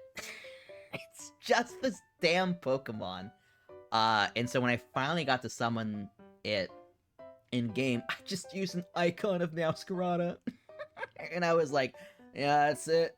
It's a cat person who's got, like, fey energy and plants. And then all that work happened, and then Breakin occurred. And I was like, alright, I guess we're tabling this Fey thing, because Breakin's way more interesting. And then Breakin apparently is just Rapture, which is a whole can of worms that we haven't properly gotten to get into, because we haven't played in a couple months. A Pokemon? What cat person are you referring to? Meowscarada. Good old Meowscarada, who is... As mad as I am that Pokemon did the same shit where they were like, let's take this little cat and just make them a fursona. As mad as I am that they did the exact same shit that they did with Litten, Meowscarada independently is, like, one of my favorite Pokemon designs. I really like it. It really pulls on the, like... What are they called? Why am I shrinking? Get back up there. It very much pulls on that, like, Jester's Night into Dreams energy, while being a very cute balance between, like, a cat, like, a cat persona, but still, like, maintaining some, like, feral, like, anthro qualities without... It was a more balanced furry design for my, like, aesthetic preferences than... Not Infernape, what is it called? Oh my god, what's the final evolution of Litten? That vile creature, what is its name? Let me Google it.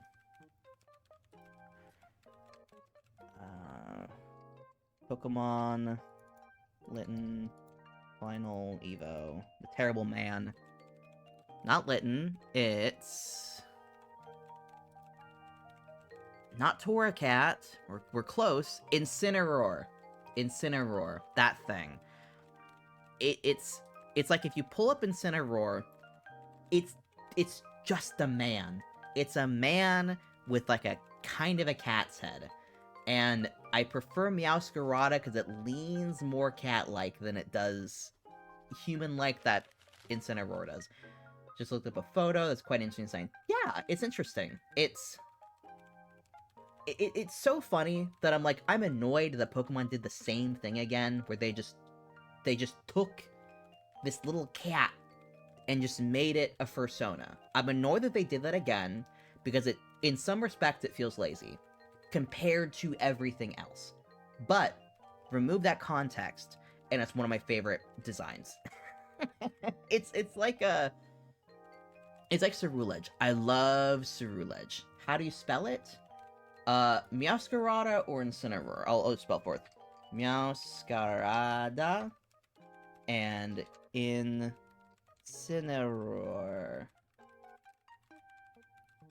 Yeah.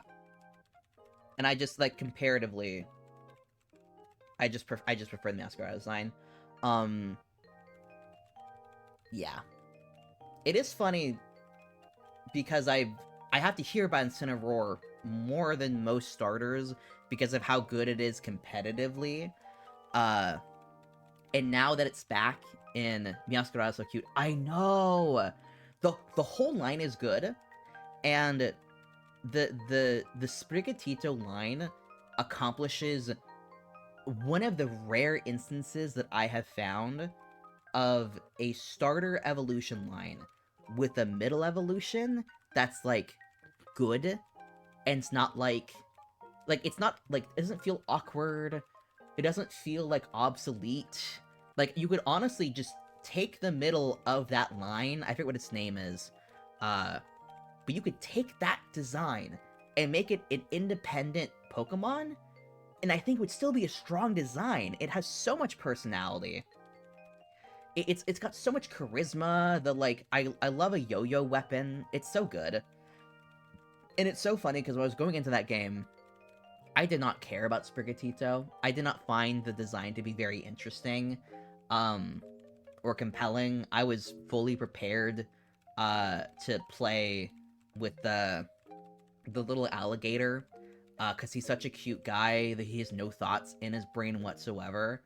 And then I saw the evolutions of Sprigatito, and I was like, well, I have to pick Meowscarada, because it's my entire aesthetic.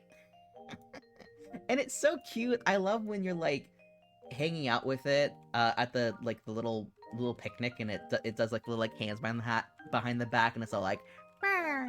It's very cute. There's been some very cursed art that I've seen in the world that I wish I hadn't seen, but I have to imagine it's out there, because Meowscarada very much can be a cat girl. I've seen Pussy Bone art of Meowscarada, and I hate it. But I cut myself off earlier. Cerulege, I think, is like a similar design where independently, I fuck so hard with the Cerulege design. But if you compare it to what Pokemon is and what I think of Pokemon, I still struggle to view Cerulege and Armarouge as a Pokemon. Like personally speaking, like I think it's good when Pokemon experiments with what can be defined as a Pokemon. I feel like those two kind of they're Digimon. I think that's like the point to make, because I think it's a Digimon design. You can barely consider it a Pokemon. I think the only real like ledge they have to stand on to say this is a Pokemon is that Glade exists. And I make that comparison specifically because there's an artist I follow on Twitter who does so much art of like their Glade and Gardevoir OCs, and it's good art. It's interesting. It's not like not to act like horny art is lesser than like non-horny art. But it's the artwork they do of like their OCs who are like Gardevoirs and Glades is there's more nuance to it, and I appreciate that. They have OCs that are Ceruleges.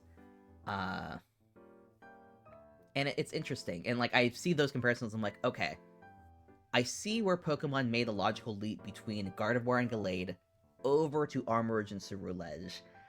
It just feels like there's too much ornamentation and humanness for me to feel like that's a proper Pokemon.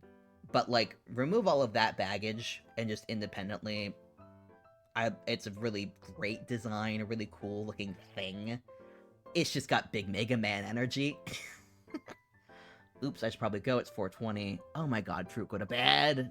Go to sleep. Thank you for stopping by, though. And Happy New Year. Hope you have a good night. Please sleep. Please give the goose a little kiss for me on her little head with her little scruffy ear. Oh my god. My nose is trying to run and I won't let it. I don't think I'm getting sick, but Mimi's definitely sneezing a lot, so I'm wondering if there's like... Maybe it's just cold. I don't know. Oh, my drink is cold. That tells me how long I've been streaming for. It's been nearly 2 hours? God. You too? I will. She's currently stuck on the shelves.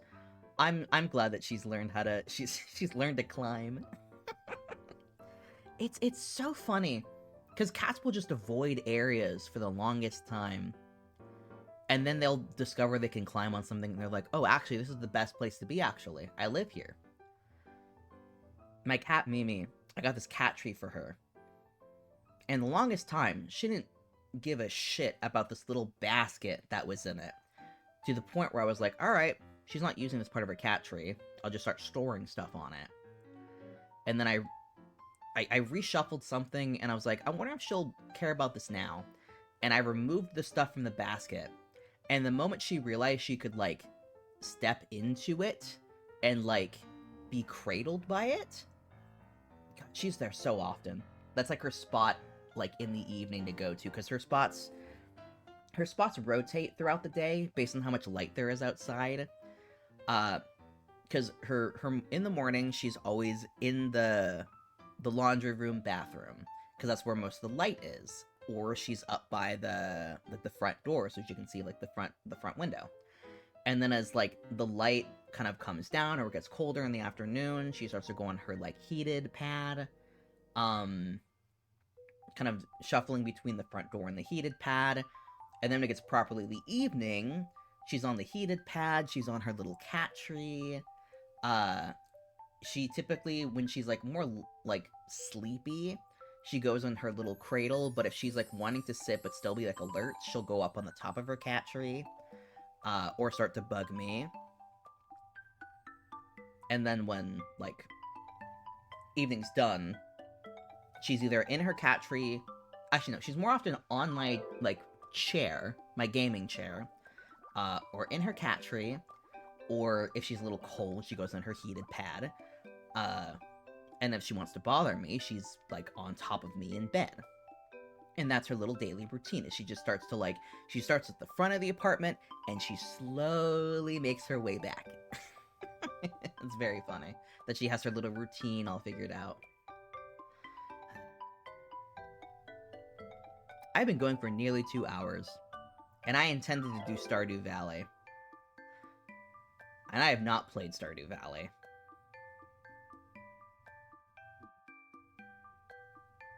I might as well. The thing is that I haven't opened up the save file since... It's always just so fun to chat with you, though. I've wanted to do more, like, chatting streams. I just haven't. I've definitely felt like... I don't know if insecure is the right word. It probably is. I just don't like to admit to feeling insecure. I've definitely, like, been nervous about, like, doing just chatting streams, because I always get, like, worried that people don't really want to, like, listen. Do I use video games as a crutch for things? I do. I think it's fine to admit that.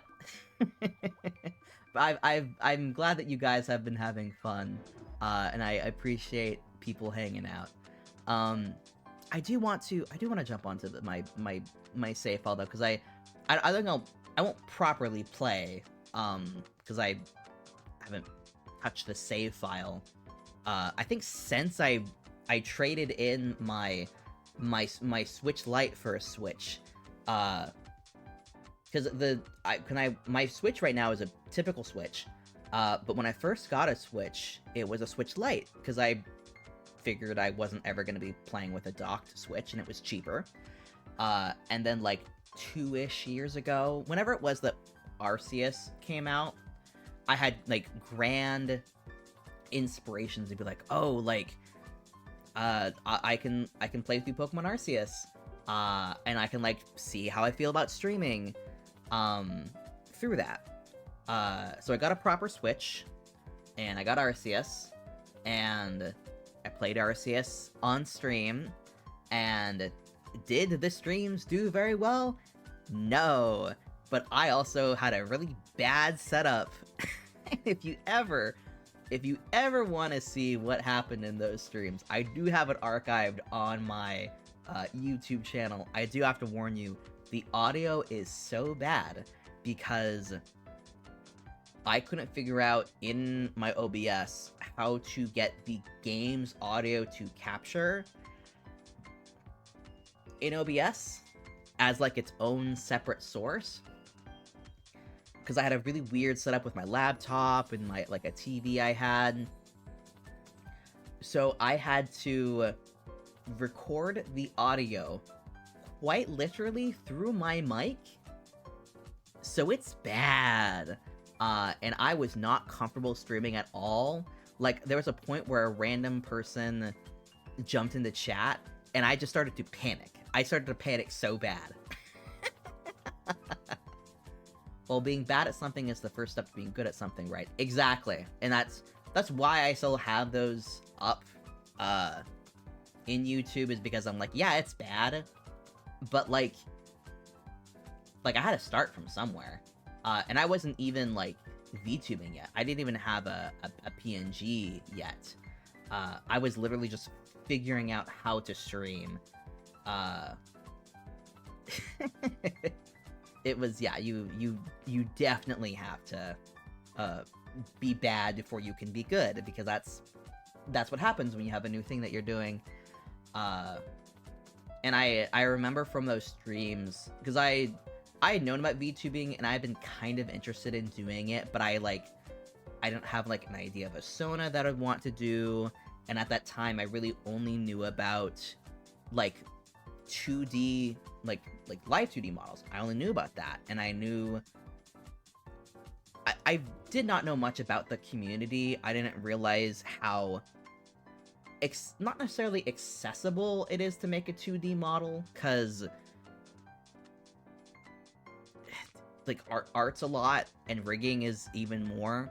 But my only knowledge about, like, people who could rig were, like, agencies that were like, you have to spend $5,000 to get this rigged, and it's only the rigging, and I was like, I will never have that loose of money, I don't think.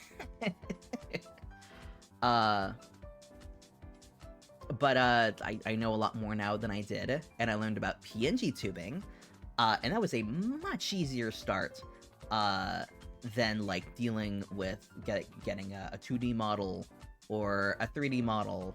And I could go into a whole thing about my journey with all of my models, because it took wild different directions. Plus, looking back and noticing your progress and growth can be very cathartic. Yeah, I actually did a video recently. I believe I put it up on my VODs channel, where I was, like, comparing how, like, animated, just visually speaking, how animated and, like, better tuned my just 3D models tracking and, like, manner was, like, now, versus how it was when I was, like, early on doing, like, stuff with my Vroid model. God, if I had 5K just out of the world, it wouldn't go for a model. Yeah, no, like, that's a lot of money to just sort of drop on something.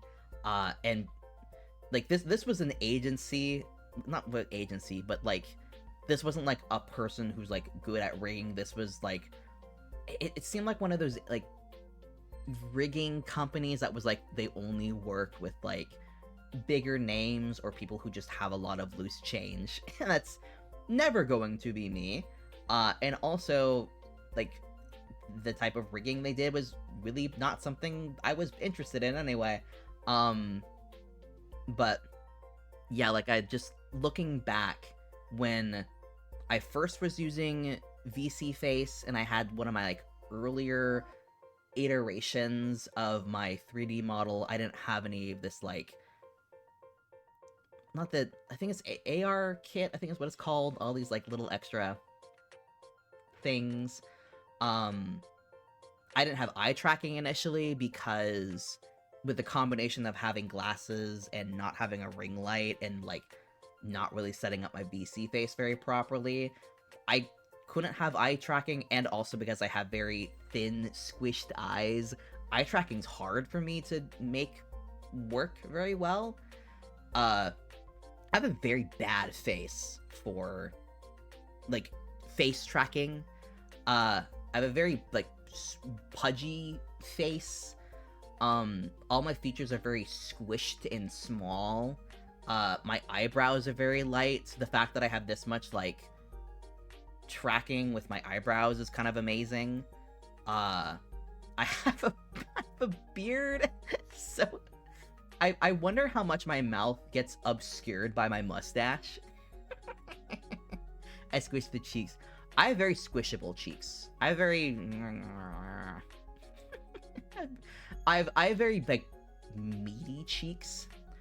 Like, there's people... Like, there is a range of elasticity in cheeks.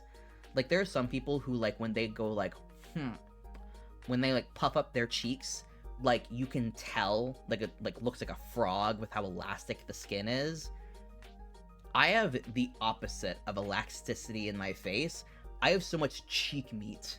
I basically, like, when I puff up my cheeks, it's not super obvious because my cheeks are already, like, round as it is, and then the skin is so meaty it doesn't puff out much.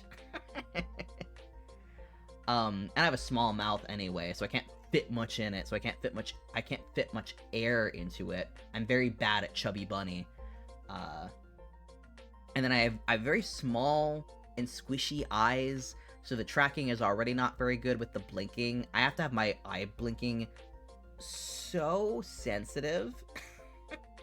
And then my eyebrows are so, like, close to my, like, eyes. Because, like, there are times where right now, my eyebrows start to physically overlap with my eyes. That's just kind of what my face is in real life.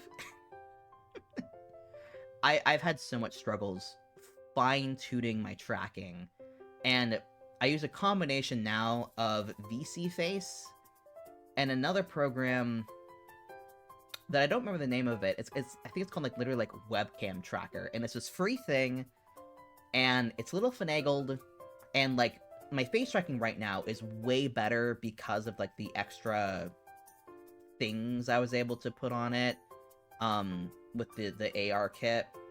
But it's so funny looking back onto when I was, like, early on doing 3D tracking, because the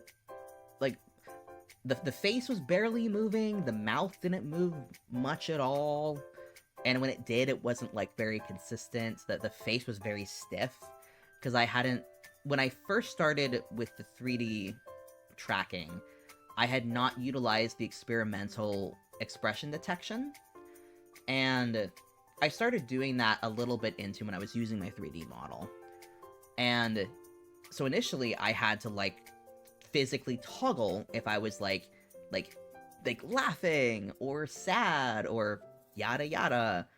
And that sucked. I hated that. I never remembered to do it, or I would forget to turn it off. So the face was just so stiff. And this isn't a bad thing, but it cracks me up sometimes when I see, like, other, like, Vroid models being utilized on stream, and I'll, like, recognize that stiffness in, like, other 3D models, and it's not, like, if that's something you like with your model, perfectly fine, there's nothing wrong with it, but it does crack me up when I see, like, people using 3D models, and they're not really utilizing expressions very much, or maybe they're not doing as much, like, they're not intentionally acting with the model, because I've done that before. I've had days where I've just been, like, really fucking tired, and just not really putting much like effort into being like physically animated. And like if my model went away and you just saw me what I was doing, I look very bizarre, like with how I'm moving, and how like my face is. Uh, there's a lot of intentional acting I feel like you need to do when you're VTubing with a non PNG model if you really want like strong expression work, like more like popular streamers like Shy Lily and Zentrea. They have a lot of expression work that they do, and it's very cool stuff. And I very much look up to them in terms of like the levels of like animatedness and expression work that they do. And like, yeah, my 3D model definitely became a lot more like just the quality of the animation and the actual like readability of it. Like it, my model animation is where it is right now because of like the tech I was able to implement into it. But like there's still a lot of like animating I have to do physically, and acting I have to do that really gets it to where I want it to be right now. And like this isn't perfect. I think I've spent maybe like right now, the model I have right now, with the bones that I have in it, and the appearance and the movement. If you ignore the cost of the webcam, because I use that for other things, I've spent maybe $15-20 in total for all of this. And it's not that expensive. Like, obviously, depending on different budgets that people have, $15 is going to mean a lot more to some people than it does other people. But it's not like... I was watching a video recently that Swell Entertainment put together, where she got to try out a 3D like mocap suit for VTubing, and God, it was a lot of money just to rent it for an hour, and then the whole setup was like 30K or something, and it's a lot of money. But like Swell Entertainment, not being super well versed in this community, spoke of it definitely from the perspective of this is someone who really does not know much about the options, because she mentioned at one point like this could be fun like to go and rent out or try if you're not sure about this kind of stuff. And I'm sitting there like, that is not the first step I would recommend to anybody, because there are so many accessible and free options or low-priced options out there that don't require you to go to a studio and put on a mocap suit. And I would have trouble with the mocap sets. Mocap suit too, as a fat person, because those suits do not like it when you have like much additional weight on you besides like the average man or something. I would be loath to try out a mocap suit that wasn't in the comfort of my own home. But just like, yeah, just like you have to put effort into the animation that you put behind on your webcam, or phone if you use a phone. I have no interest in using a phone because I don't know where I would put it, because I have my webcam up on top of my monitor, because I like to see my OBS preview at the same time, and I can't really look myself in the eye. If my phone is somewhere else in the world, I don't even know where I would put it. I don't know how I would rig it up.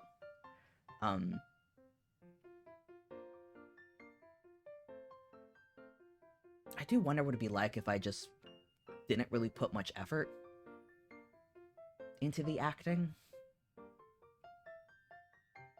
I wonder, because I've seen. I'll try this real quick. I'm gonna intentionally not really put any effort. I'm just gonna sit here and just start talking.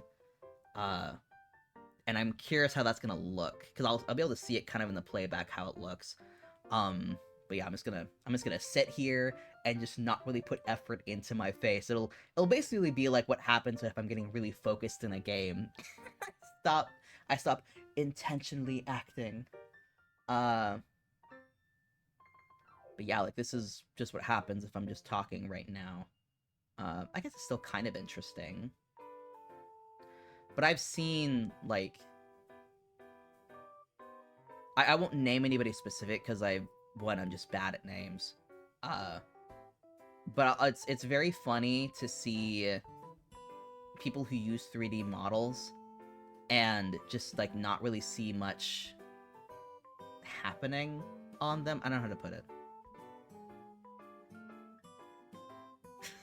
I feel like there's just, like... I'm already, like, seeing more motion model. I'm just a wiggly person. I'm just a wiggly bitch.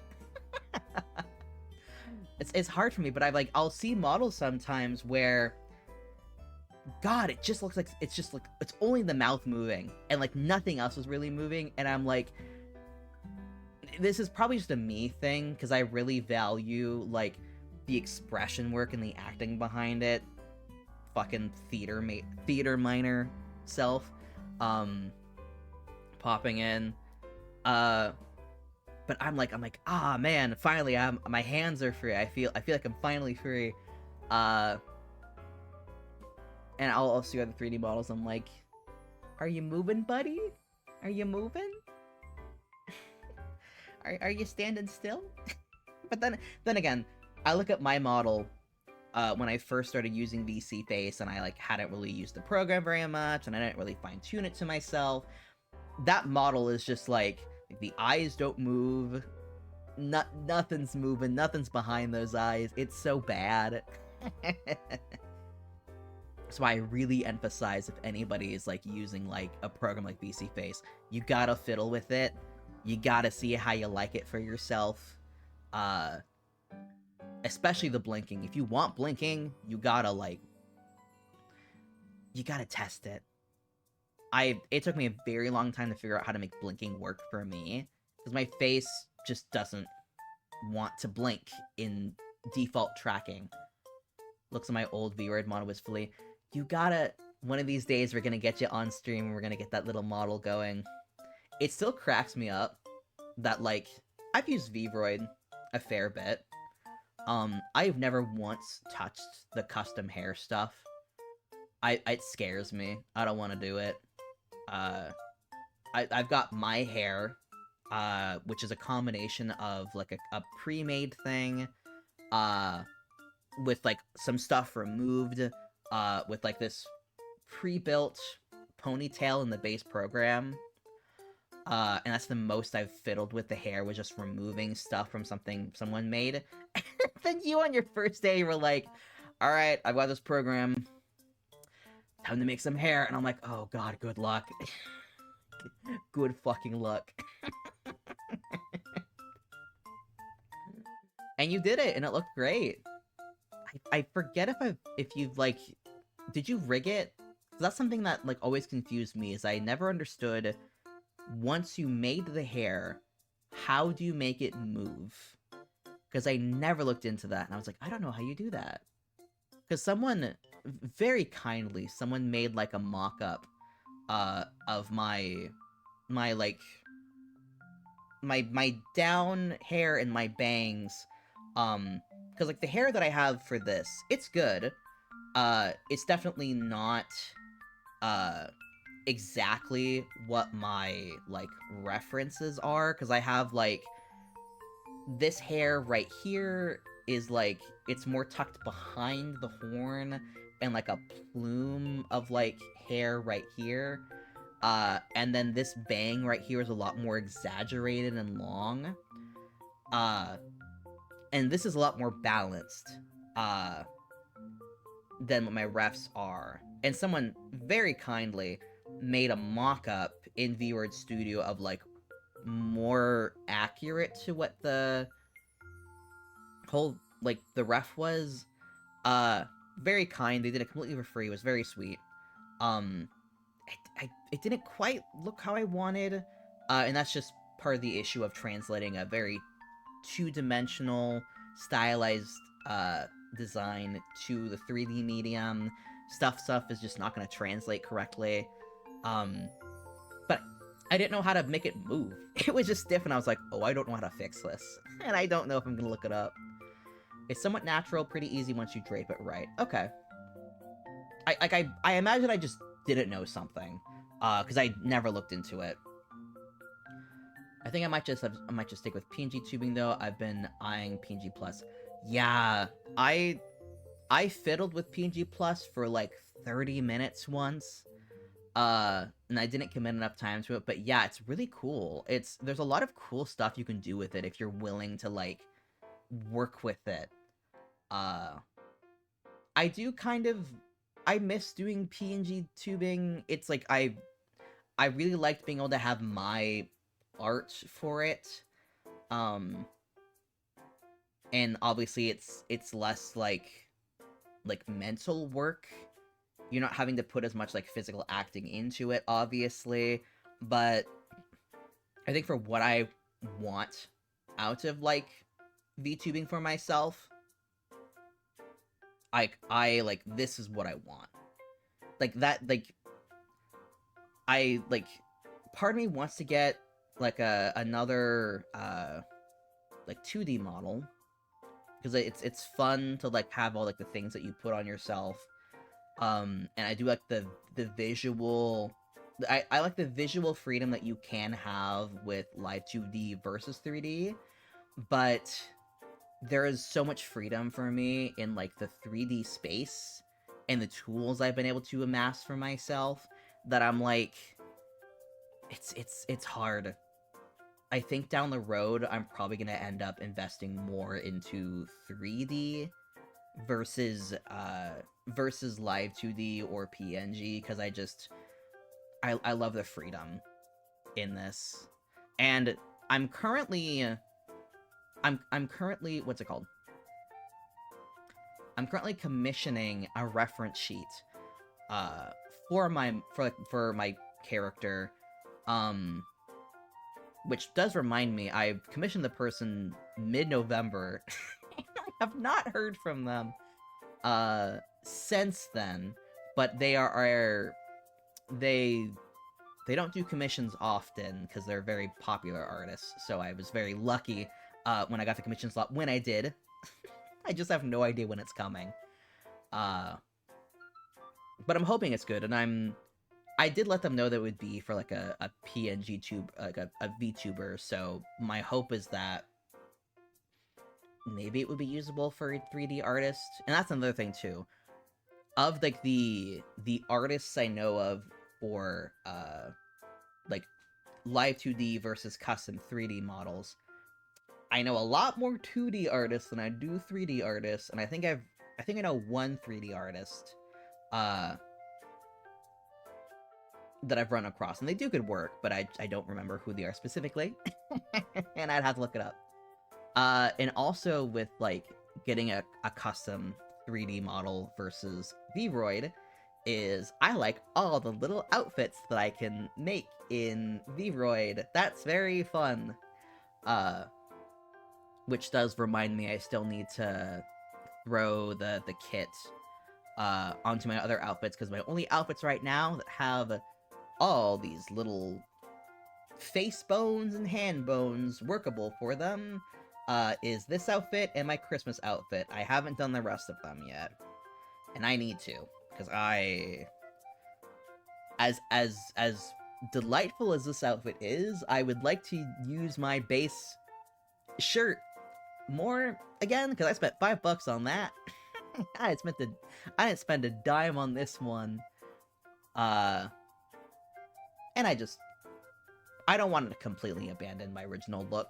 It's my vest. I love my little vest. It's kind of why I want to make like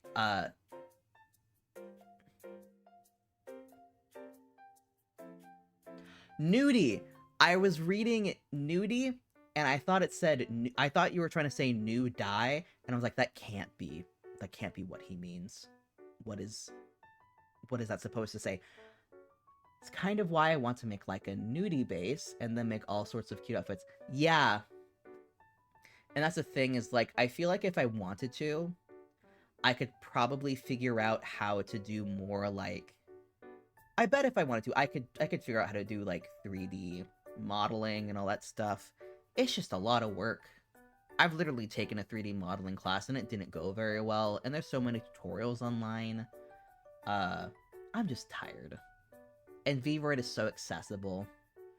And granted, Vroid is very limited in terms of the options it gives you for body type. And that sure as hell frustrates me.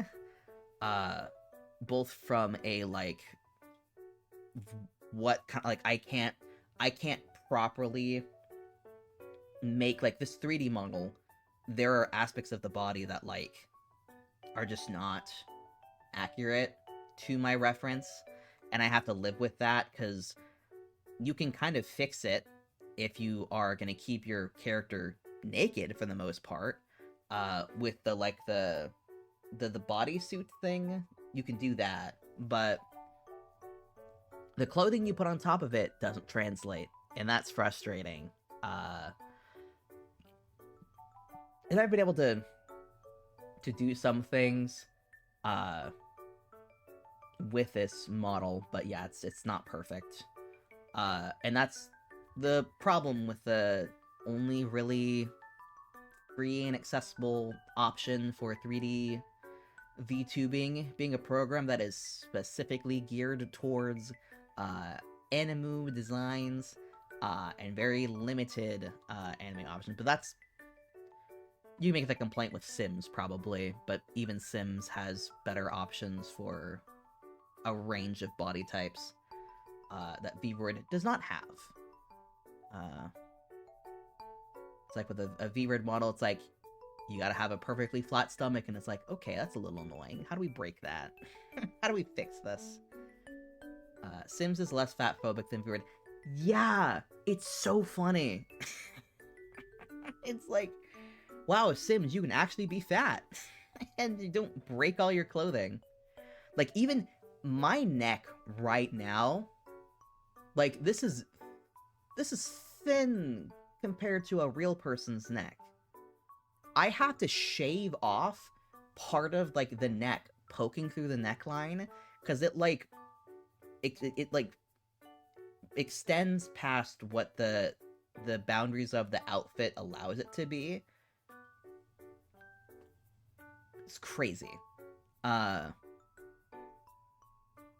like, you can... There's probably ways to further break... To further push past what the bounds of Vroid expects for you to do with their models, but the clothing just doesn't translate, and that's just hard.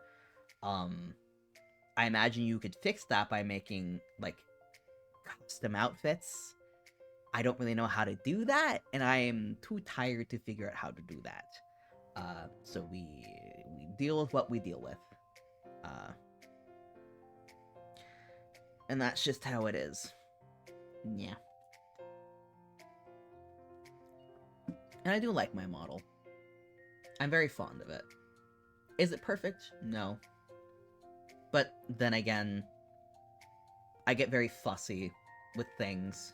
So I feel like I'm never really gonna, like, look at a model of mine that either I've made or someone else has made, and I'm probably never gonna be like, this is perfect. Because I'll probably always be like, oh, there's something that can be fixed. Like, my hair color, I've never quite gotten it right. It's always been a little too blue.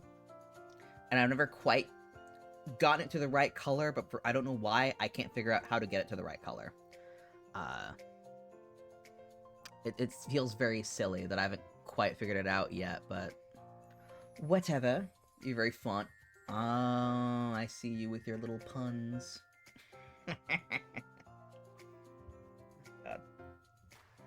Alright, it is getting later into the evening. Is it? Let's see, 8. It's an hour until midnight for you, Hermes, right? I've got like 4 hours left until the bell strikes midnight, and I don't think I'll be streaming for too much longer. Almost 11. Okay, that's what I thought. I want to see my farm, because I want to force people to look at my to look at my farm. So I'm gonna figure this out real quick. Let's get over to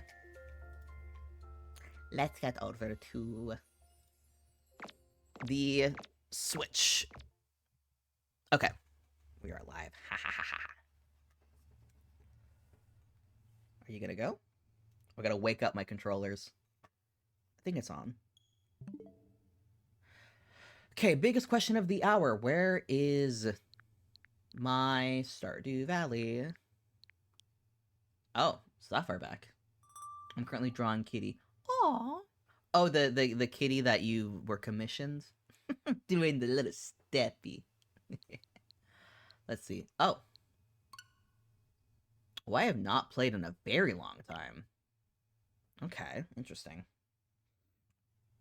I didn't realize it's been that long since I've touched Stardew Valley, but I can't really think about the time I've like genuinely played Stardew Valley in a very long time. Saw a commission on redrawing my old art. Aww, old kitty. Old kitty has been brought up to present. Oh, I just spit on my computer. No. All right, I see a notification. Kitty face. Oh, look at kitty. I love lioness faces. They're so fun. I show preview. I see the little kitty. Squish the face. Okay, how loud is this game? Because I remember being very loud. How's the volume? Stardew Valley is traditionally very loud for whatever reason. So if it's too loud or too quiet, let me know, because it's probably gonna get quiet once I get into the game. It's good. Okay, so that means it's gonna get quiet when I start the game. Load. Alright, let's see if I can find it. I think I was testing something for that. There we go. The Steady Fang Farm. Actually, funny enough that you're working on that commission right now, because this farm of mine, the character I play in it, is based on a D&D character of mine who is a Lionin, or a Leonin. She is a, like, older, retired, forcefully retired kind of, ex-military spy, and she's a little Lionin. I've got art of her somewhere that I drew a few years ago. But ironic that it's, we both have kitties. This is the hat you get when you, like, when you do completions. Let me remove that from her, so we can see her face. Where's the inventory? Alright. There she is! And my pet, let me find it. We have the little lady, is my cat, with the horse Prisma. And I married Harvey, because he's a very sweet guy. And I don't remember what your name is. I've got all my little big fishes that I caught. This is Harvey's little room, which I wish that you could decorate in these rooms, but either we can't or I just never thought of it. I think Harvey put that there, because I didn't put a random chair in the middle of the room. I've got my coffee plants from when I have coffee made. I've got, I think the prismatic shard is another thing from Perfection. And then that statue is useful. Why do you have a coconut on your head? Get my morning coffee, and then Harvey. Good morning, Boyd. I made you a nutritious breakfast. Ooh, thank you. He gives good shit. Can I give him a little kiss? Eggs are a good source of essential nutrients, so eat up. Can I kiss him? Yeah. Give him my little kiss. Let me see. Put a little bean in there.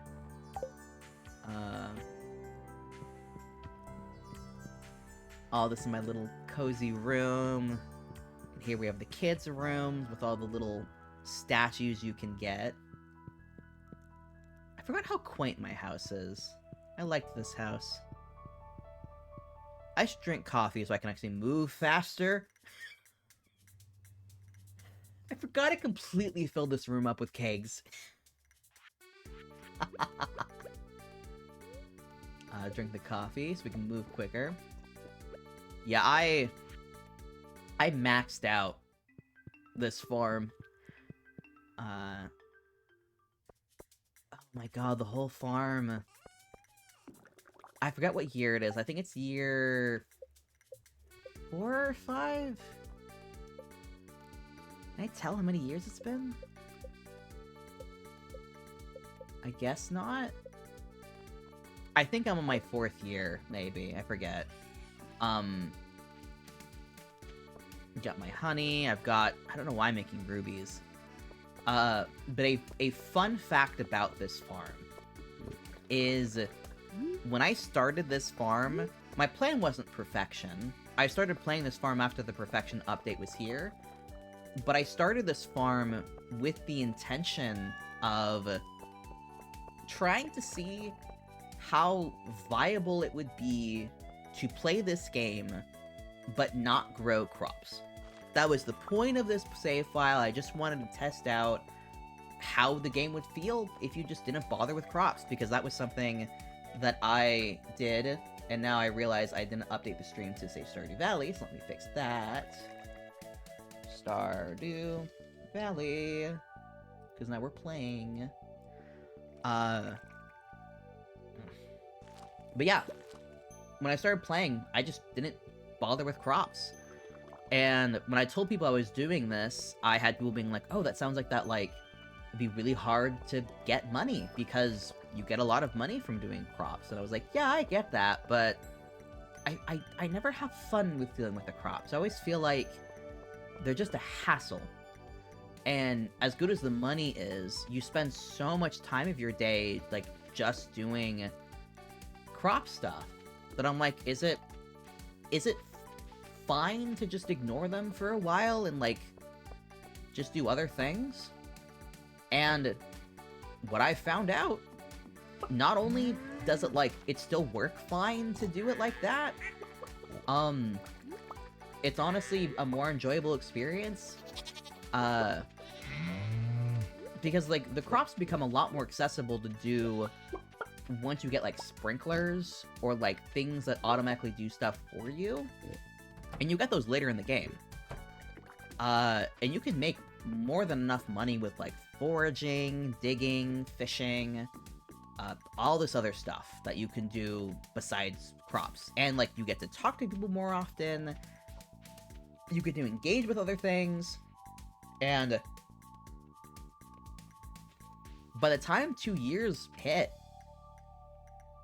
I had almost completed the community center. The only thing that was left was I needed, like, crop-specific things, and the quality crops you couldn't get from the, like, the merchant who comes. You could only get some crops.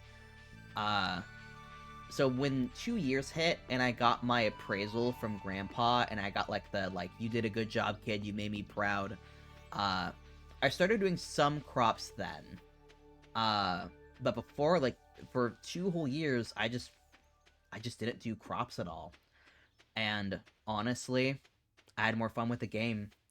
And that's why I kept going. I did perfection as well, because I just really liked this farm. I put a lot of time and effort into it. And a funny story about this farm is I started this farm, like, 3 years ago at this point. I think it was 3 years. Because it was when it was around November-ish, during, like, the first year of the pandemic.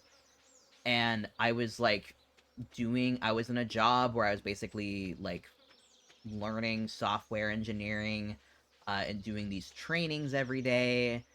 And it was pretty much a job. I just wasn't necessarily, like, providing for a company at the time. And I mentioned on Twitter that, like, oh, like, maybe I'll show off the farm that, like, almost got me fired from a job. And the story behind that is it's not that the farm itself almost got me fired. Like, nobody knew that I was playing Stardew Valley while I was like at work. Like no one knew that specifically, but because of the nature of the work, uh because I was spending so much time just playing Stardew Valley versus paying attention during these trainings and like working on these projects, uh I really didn't learn some crucial things I needed to, and like that's just dumb on me that I acted like that, but I was going through it at the time. I needed something. Um and Stardew Valley became that fixation for me. And the reason I almost got fired was cuz if these last like the last like half of the class wasn't like heavily project based and heavily like teamwork based things, um like I probably would have been kicked out of the program because I just wasn't doing as much as other people were doing. But because of the nature of the group projects, and I had a good enough relationship with everybody that like nobody really minded when I wasn't like doing as much as some other people were doing. So I was very lucky in that regard. And then when the program wrapped up and we were being assigned to jobs, uh like proper jobs after that, I was very lucky in that I was assigned to a project that didn't require any software knowledge at all. So I didn't get thrown onto a team and like have to start doing projects that I couldn't perform in, and then would like get fired off of that because I wasn't performing as well as it was expected. Uh so I definitely could have and probably should have been fired from this job because I just wasn't doing what I had basically promised them I would do. Uh, so I didn't get any consequences uh, from spending a ton of time. I hate ads. Ah, damn. Get an ad blocker, coward.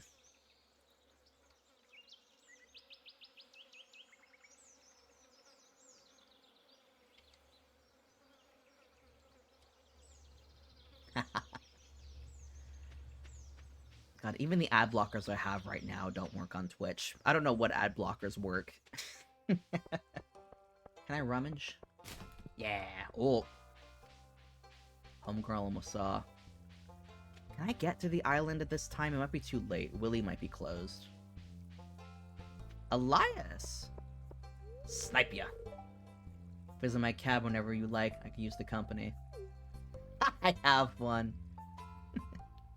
Yeah, I don't know what ad blockers work on Twitch. I know something has to work. Whatever I have doesn't work. Um, but yeah, I was gonna go to Ginger Island, but I think Willy's closed at this point. Yeah, he's not operating, I don't think. Unless I can... Oh, everybody came home. Can I go?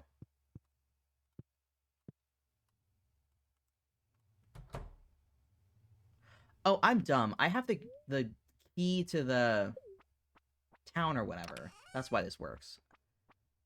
I know I've got a statue somewhere that will take me to the island. I just couldn't find it on my farm, and I don't want to keep searching. Kitty.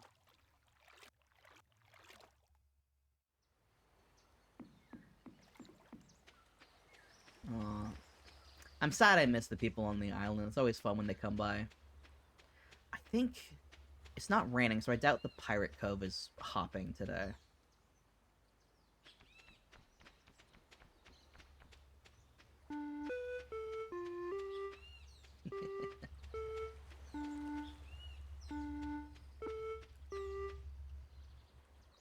Are some of these not working? Hold on.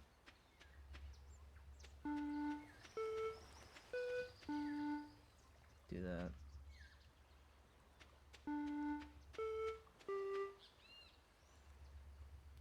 I don't know why those stopped working all of a sudden. Oh. Sema, how do you stream? Like emotionally, how do I stream? Or like my tech-wise, how do I stream? So those are two very different answers, I imagine.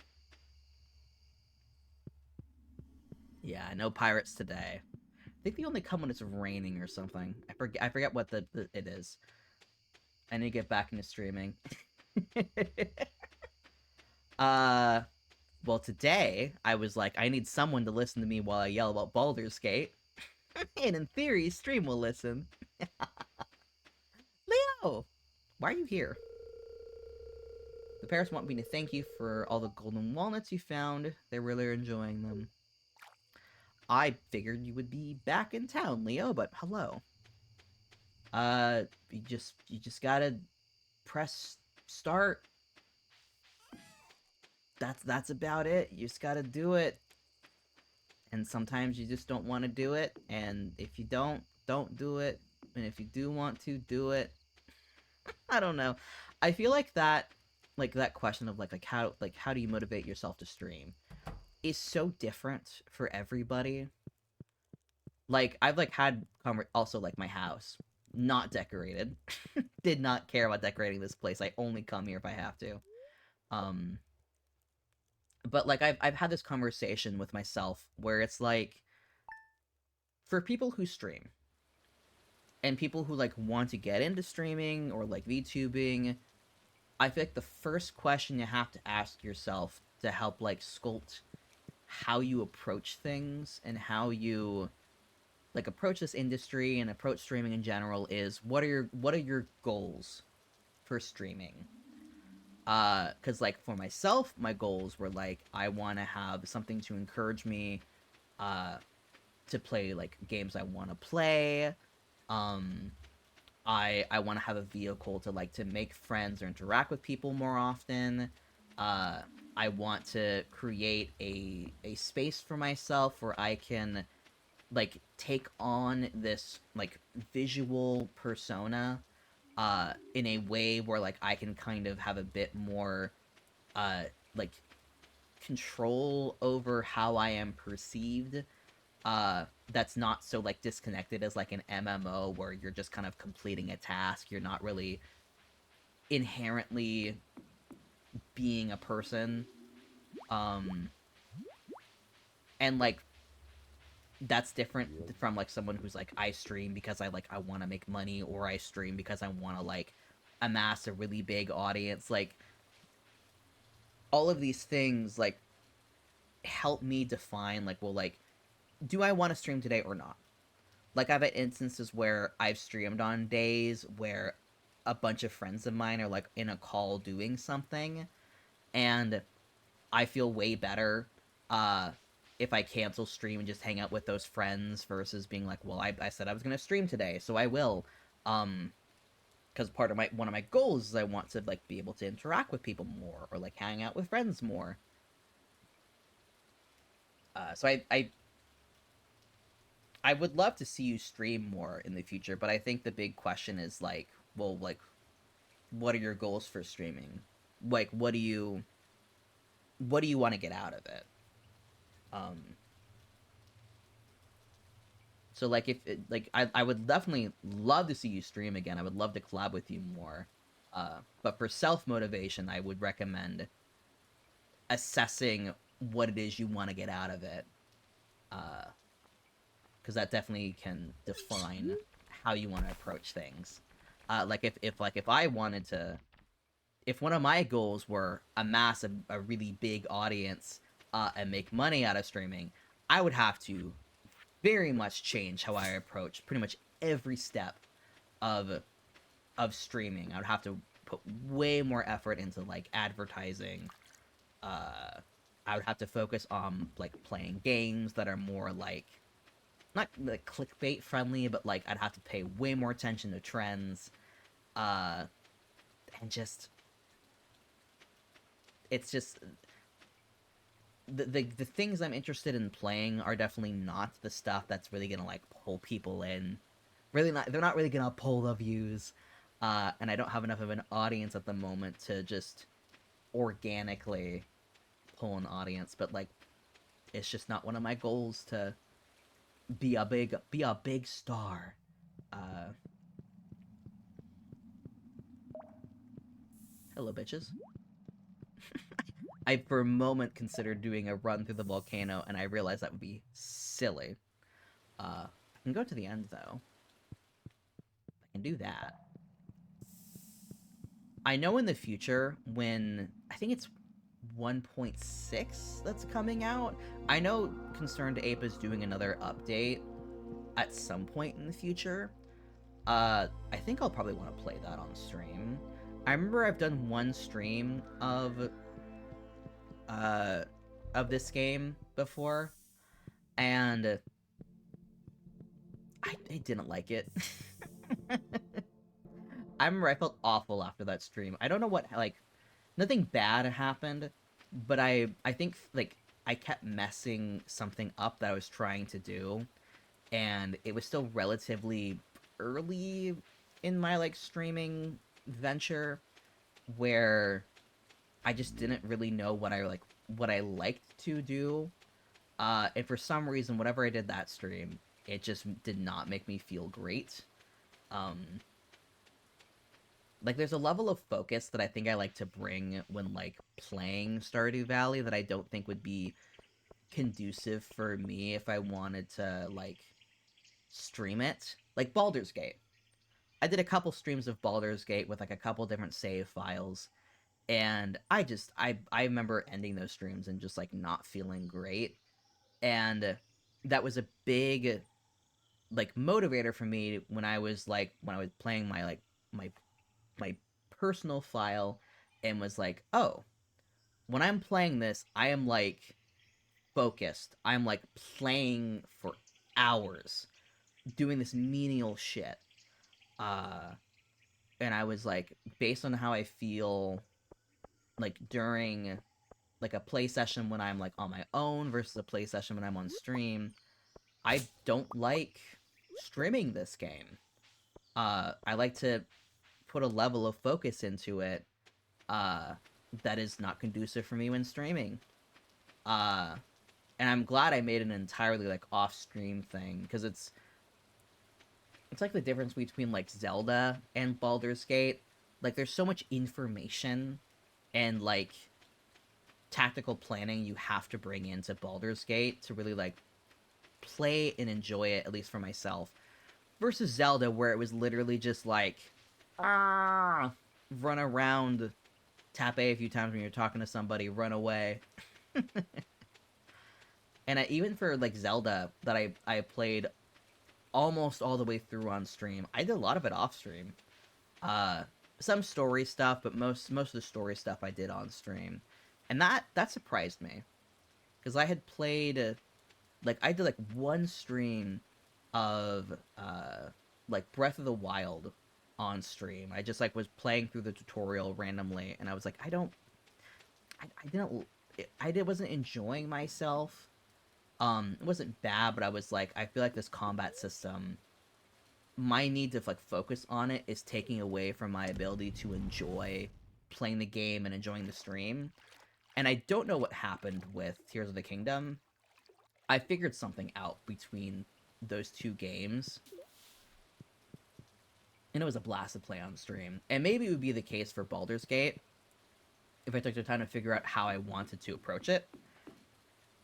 Like maybe I might do some streams of Tactician, uh, just because I'm like that one. I'm like I'm not focused on story. I'm just focused on accomplishing tasks. So I might enjoy that more.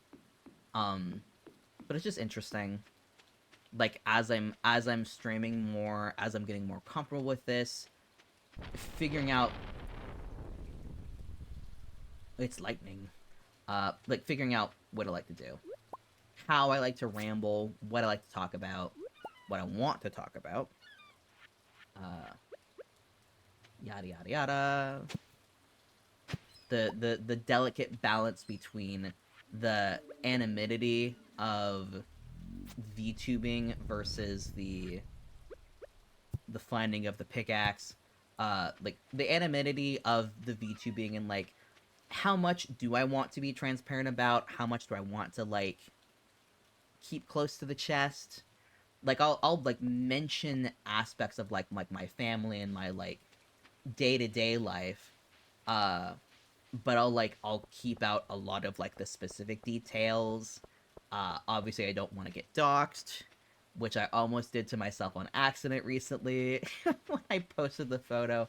What Okay, so the almost doxing that happened, uh I was posting the picture of my like dual setup on Twitter, because I was like, hey, like I've got two monitors now, ain't that cool?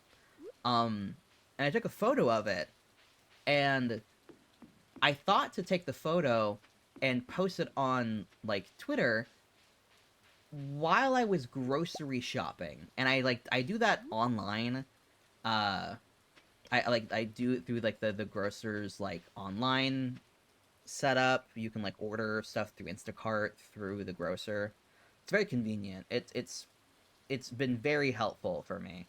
Um I had angled the phone so that my actual name was not in the picture, but my street address was in full view.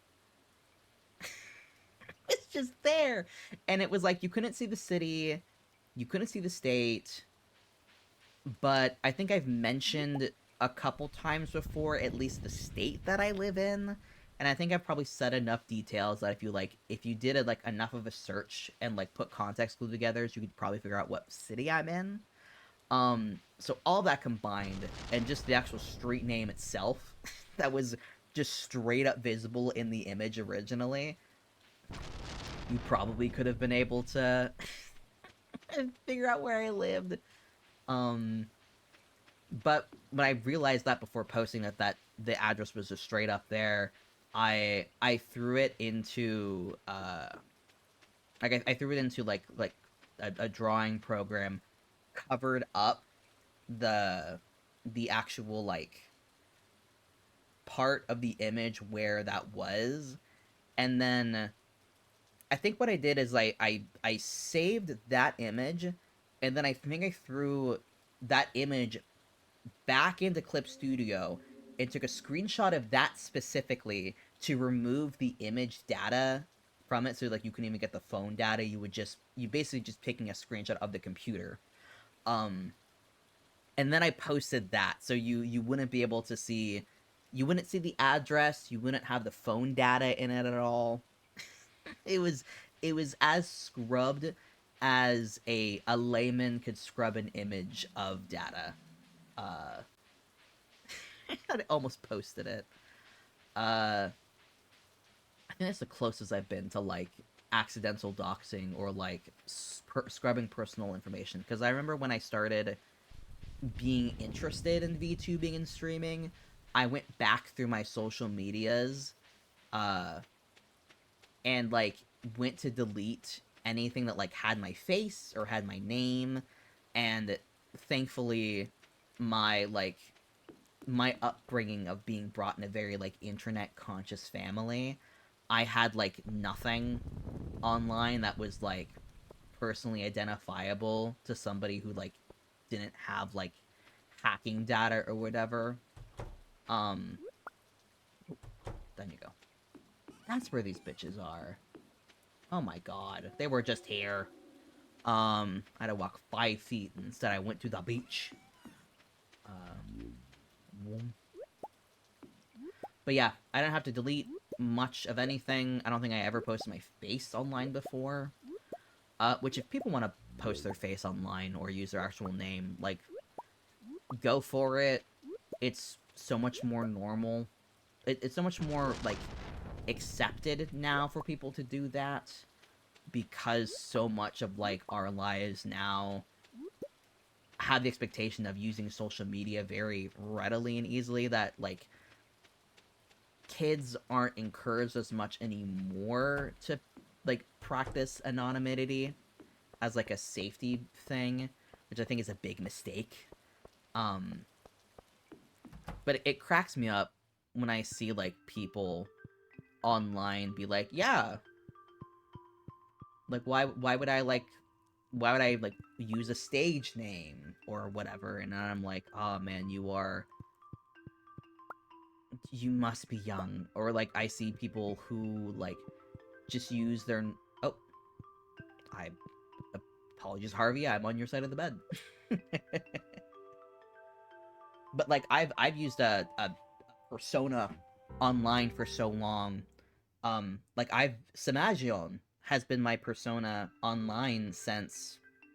God, since middle... Like, whenever I first got Tumblr, which was either late middle school or early high school, was when I first started to exist online in any capacity. And I've just used this name just forever.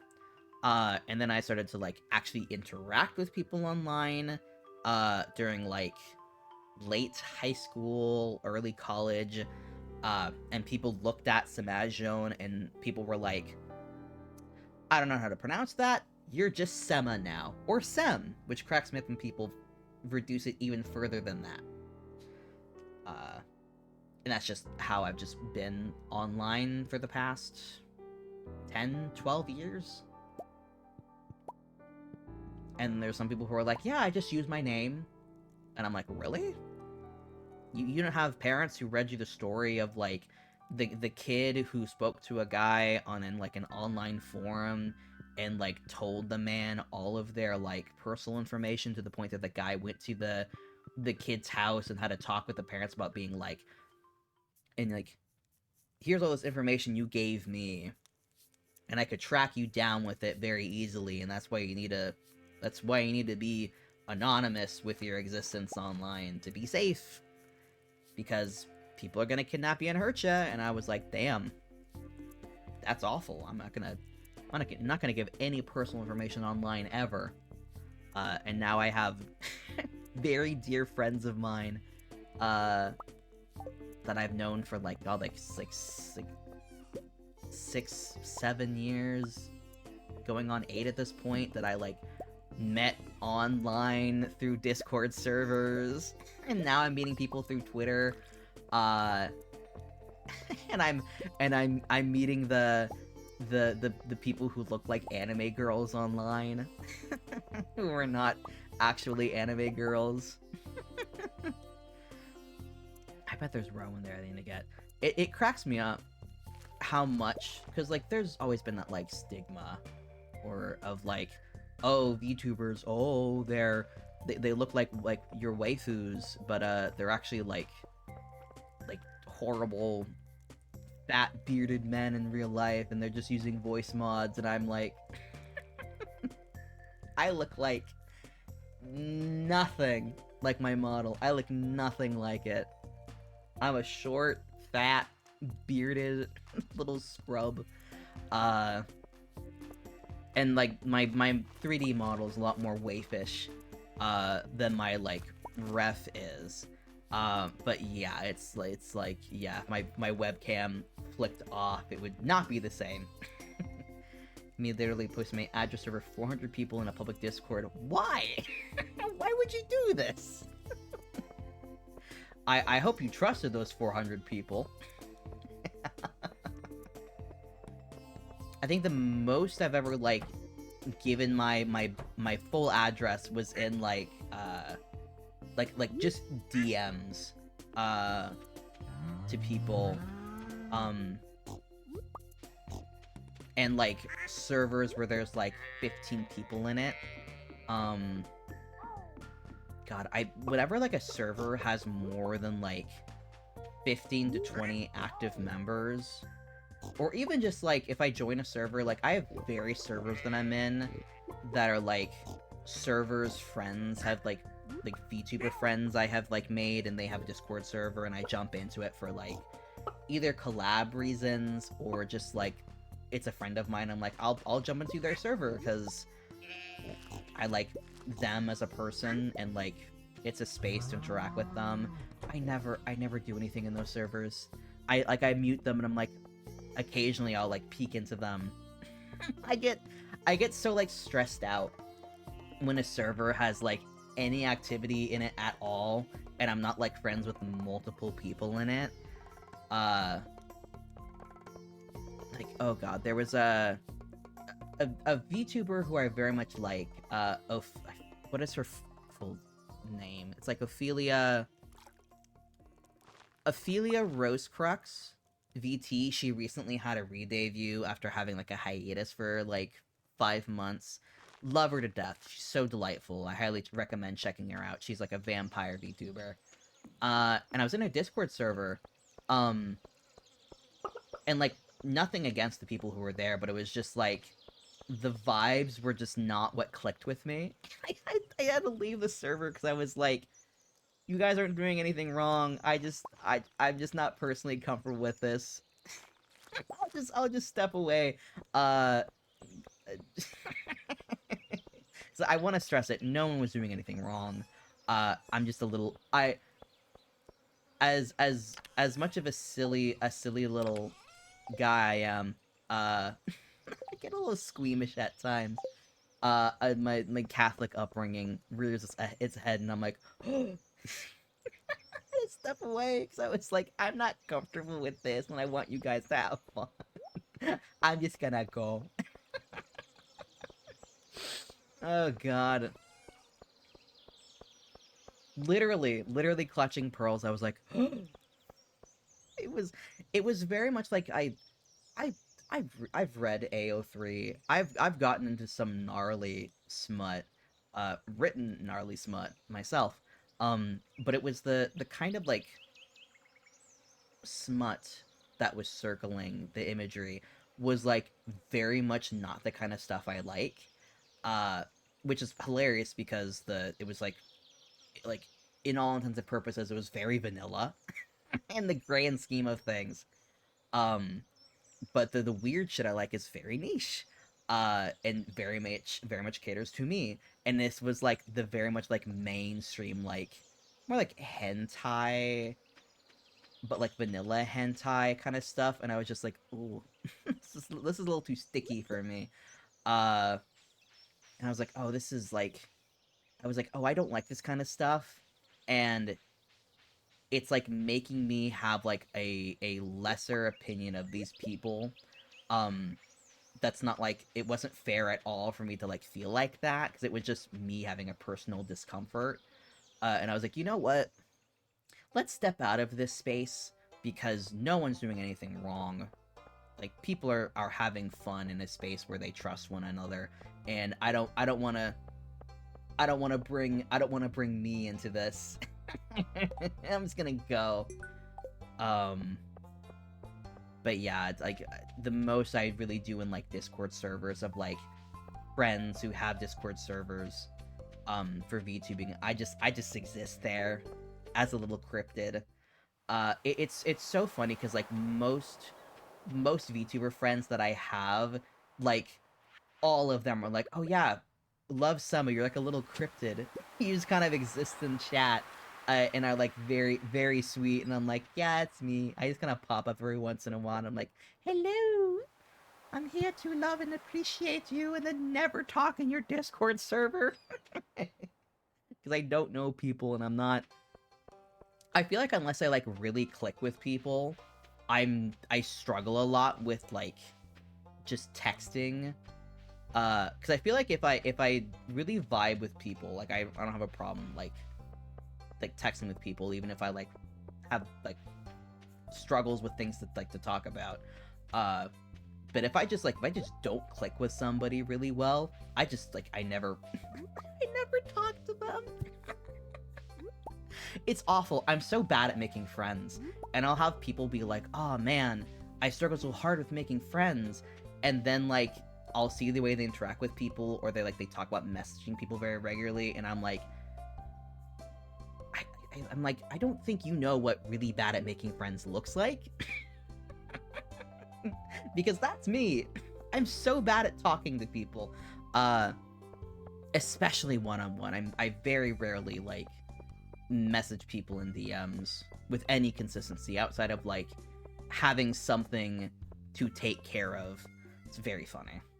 I'm very bad at it. It's something I do want to work on more. I've spoken with people before about, like, hey, I feel like I'm, like, I have a hard time making and maintaining individual relationships with people.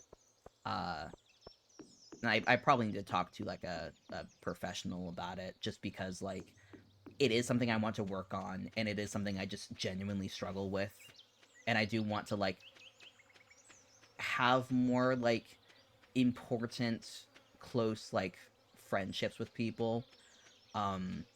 It's just a skill that I never naturally obtained, and something that I will and would really need to put a bunch of effort into to improve, because it's just a struggle I have, and that's the fun part of, I guess, growing up with whatever brain problems I have. It was just that component never clicked into place, and I was always the little weird kid in the tiny town growing up, and so I just never had these, like, really close relationships, so I don't have those skills built up. Gonna smoosh your face. Aw, yes, I love the TikToks. Little TikToks. I still... You sent me that, like, TikTok of, like, Halcyon. the very delightful one with the fun little music. And I was just straight up, like, in my kitchen making cabbage stew, watching a video of somebody very genuinely making fan art. I was like Piccolo and Barney from Dragon Ball Z and the Flintstones respectively. I was just like, we're on, like, the most different wavelengths one could possibly be on right now.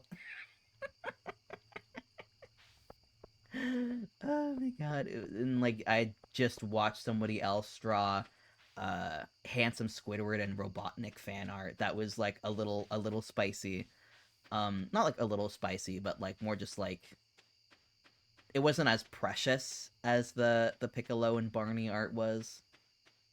Barney from Flintstones, not Barney the dinosaur, because I feel like that's very important to distinguish. There's a more cursed energy with Barney the dinosaur.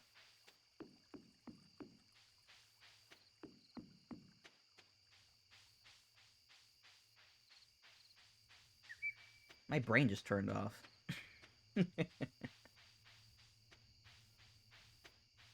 Part of me is like, I want to reset this day because I don't want to lose progress, but, like, I just don't really do anything on this farm anymore. I've noticed this, and it's not a problem, it's more just a way that I prefer to play games, but I love accomplishing tasks. When I've finished accomplishing all the tasks a game has for me to do, I very rarely just play them for the sake of playing them. I got an app recently. It's called like The Forest, I think that's what it was called. And it's not the survival horror game The Forest. It was like it was a mobile game where the point of it was you're trying to rebuild this island. And you do so by spending time on the app and building friendship with these little animals. And as you build more relationship, as they collect more resources for you, you can improve the island, expand it, bring in more animals. And it was just one of those ads where the point of it is you just play, you click a lot, and the luau's tomorrow. Oh crap. That might be where I stop. I might stop at the end of this day, because if I play again, I'll probably want to actually bring something to the luau. But this app, like, it was something I knew ahead of time that was like, this is a thing that is trying to farm advertisements and is just existing for you to spend money on it. Like, wasn't a gacha specifically, but it was like, there's no real point to this besides just, like, you exist, you play the game to play the game. There wasn't an end goal in mind, it was just you keep expanding, you keep doing things until you're convinced to spend money. And I knew that ahead of time when I downloaded the app, but I just kind of wanted to try it just to see how I liked it. And it was cute. I liked the art style a lot, and when the game was a lot smaller, I enjoyed it more because I just wasn't able to, like, do like I had it built up as much. Um, and I played it for a few days, and it was like, oh, this is interesting. But it was one of those things where I was like, took a step back and recognized that I was just I was focusing on this app because I wanted to unlock another area. I wanted to unlock a new animal. I wanted to make my animals better. But there was like I was like, you get the serotonin from completing the task, but you don't get the satisfaction of like completing a thing, because your reward for completing a task was you get another task. And that was it. And the way that the points were set up is that you would get these like points categories, and nothing ever really like plateaued.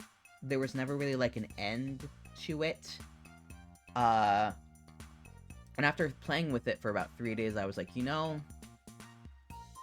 this is a game where if I invested a lot of time in this,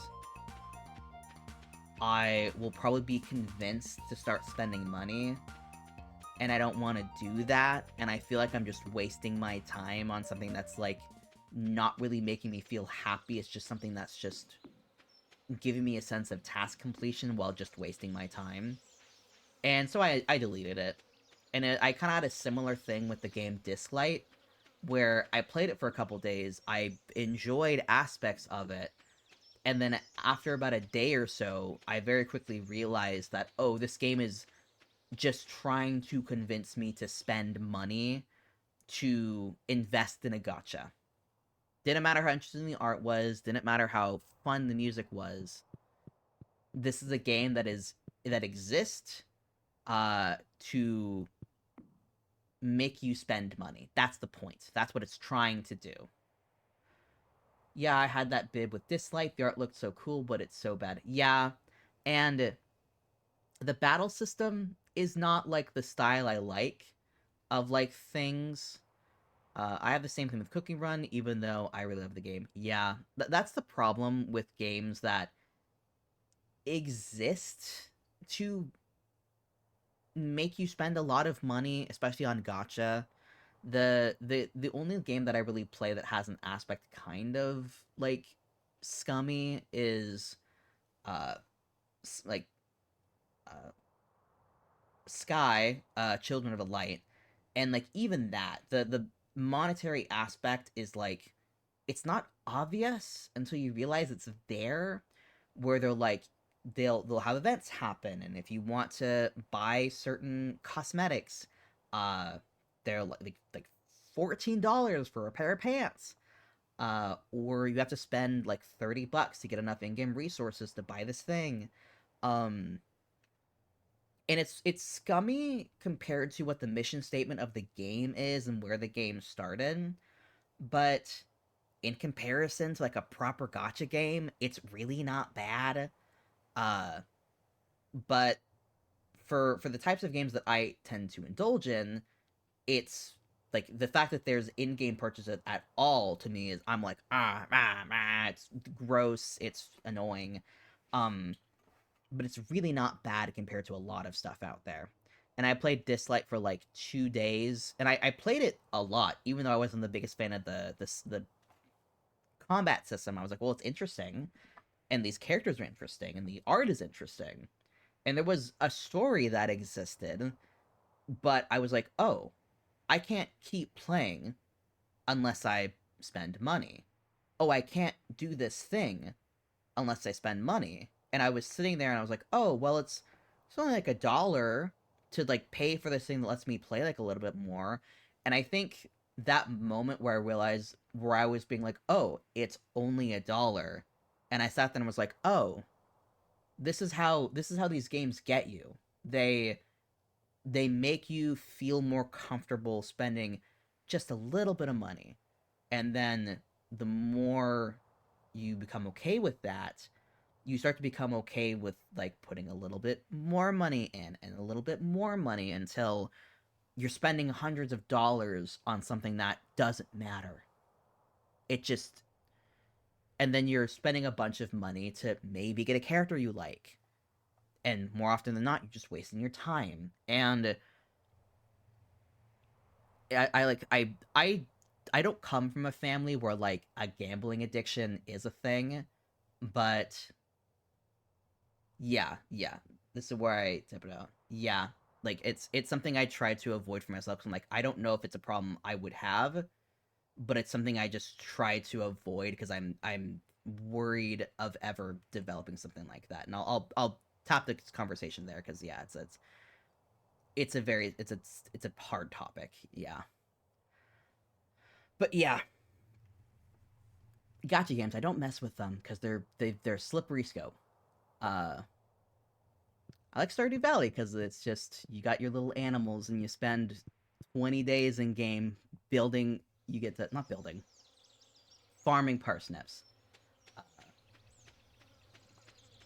and I'm very excited for the 1.6 update that the concerned ape man is working on. That I think he mentioned is coming out before Haunted Chocolatier does.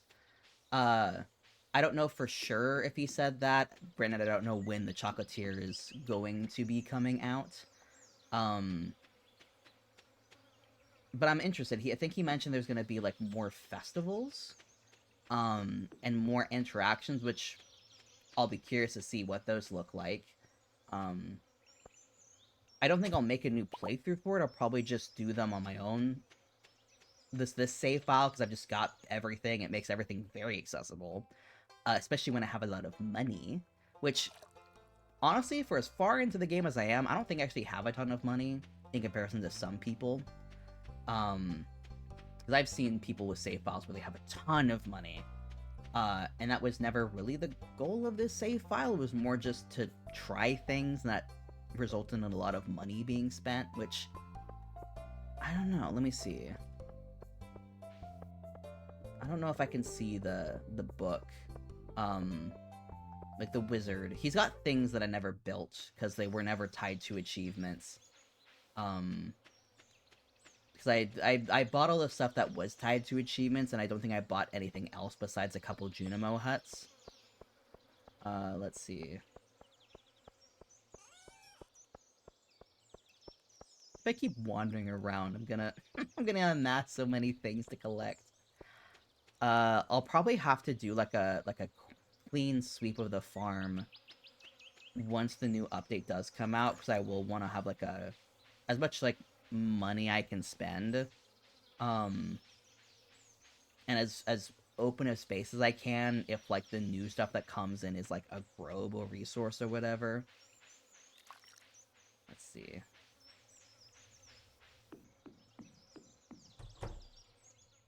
What do you got for me, wizard? Junimo hut. How do I move around? Earth, water, desert. Yeah, I had a lot more money at some point. I thought he had more stuff. Maybe I'm thinking of the desert. Let me restart this day. Because I don't want to... I don't want to get onto the day of the luau. Yet. I forget what you get from that. It might just be friendship? Yeah, I think the luau is just a friendship reward, which I think I have everybody maxed, so... That's not gonna be something I do. Or at least I don't benefit from it. Why is my screen dirty? Let me scrape that off. There was like weird spots on the screen that I only saw when it was completely white.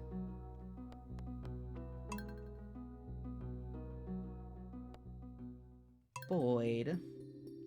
Oh yeah, you can see my hours, 160. I spent a lot of time playing on this. And then have, like, I think I have 2 other farms that I've gotten, like, 2 to 3 years on. I forget. 10 minutes before New Year's. Happy almost New Year's! I don't know why that didn't pop up in my side chat. I have to duck my head to see that. I can't wait till I get to move to a place with better Wi-Fi, because my Wi-Fi here is so bad. I get a VPN to actually stream and not have a bunch of, like, breaks. What was I doing? The desert. We gotta wait for Pam. Oh, wait. I can just teleport there. Silly me. Where does this go? Oh! Right. The obelisks are there to get me here. Duh. Forgot about that. I set that up like that. Past me was smart. Current me just doesn't remember things. The amount of times mid-conversations I have to pause to remember a piece of information I just recalled minutes ago. It's so tiring. It's so tiring to be me and my memory problems. Can I get in? I have a key to town. I bet Sandy just isn't here. That's probably why. Now we wait for Sandy.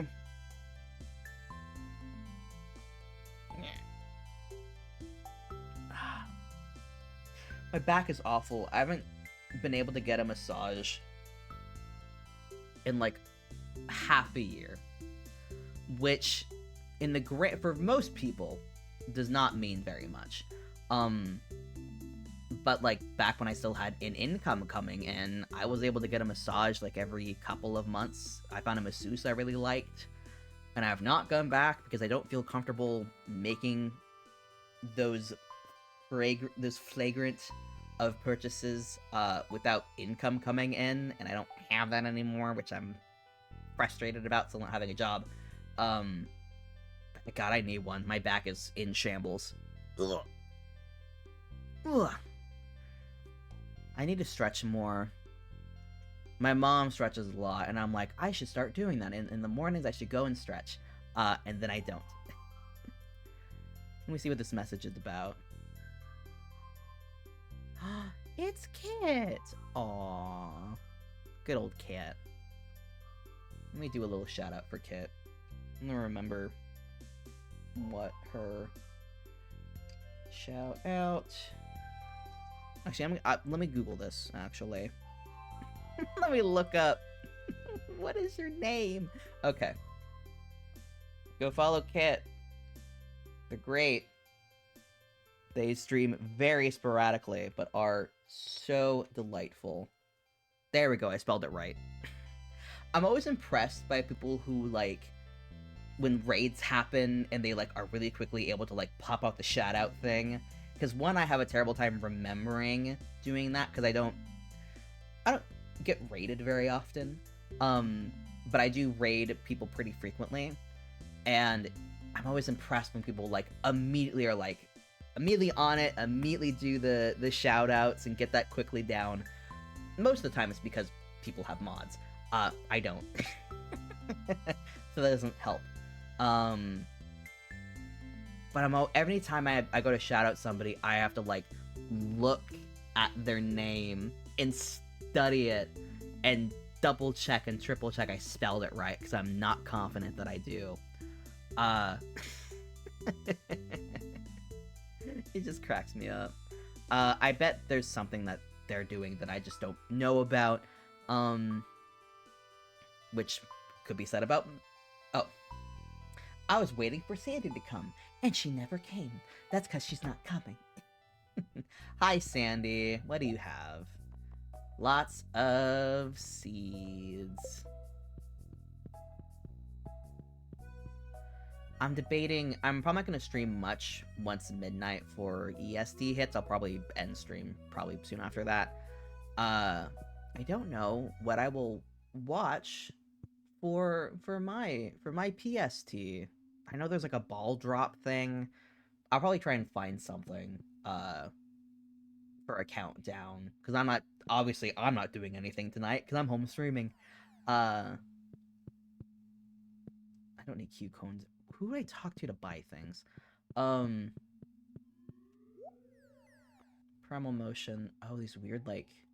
I think I have this top hat. I think I have it. I don't think I did buy it. Or at least I just wasn't interested. Oh, this modern... I think the modern double bed. I think I wanted to buy that at some point, and then I just... never did.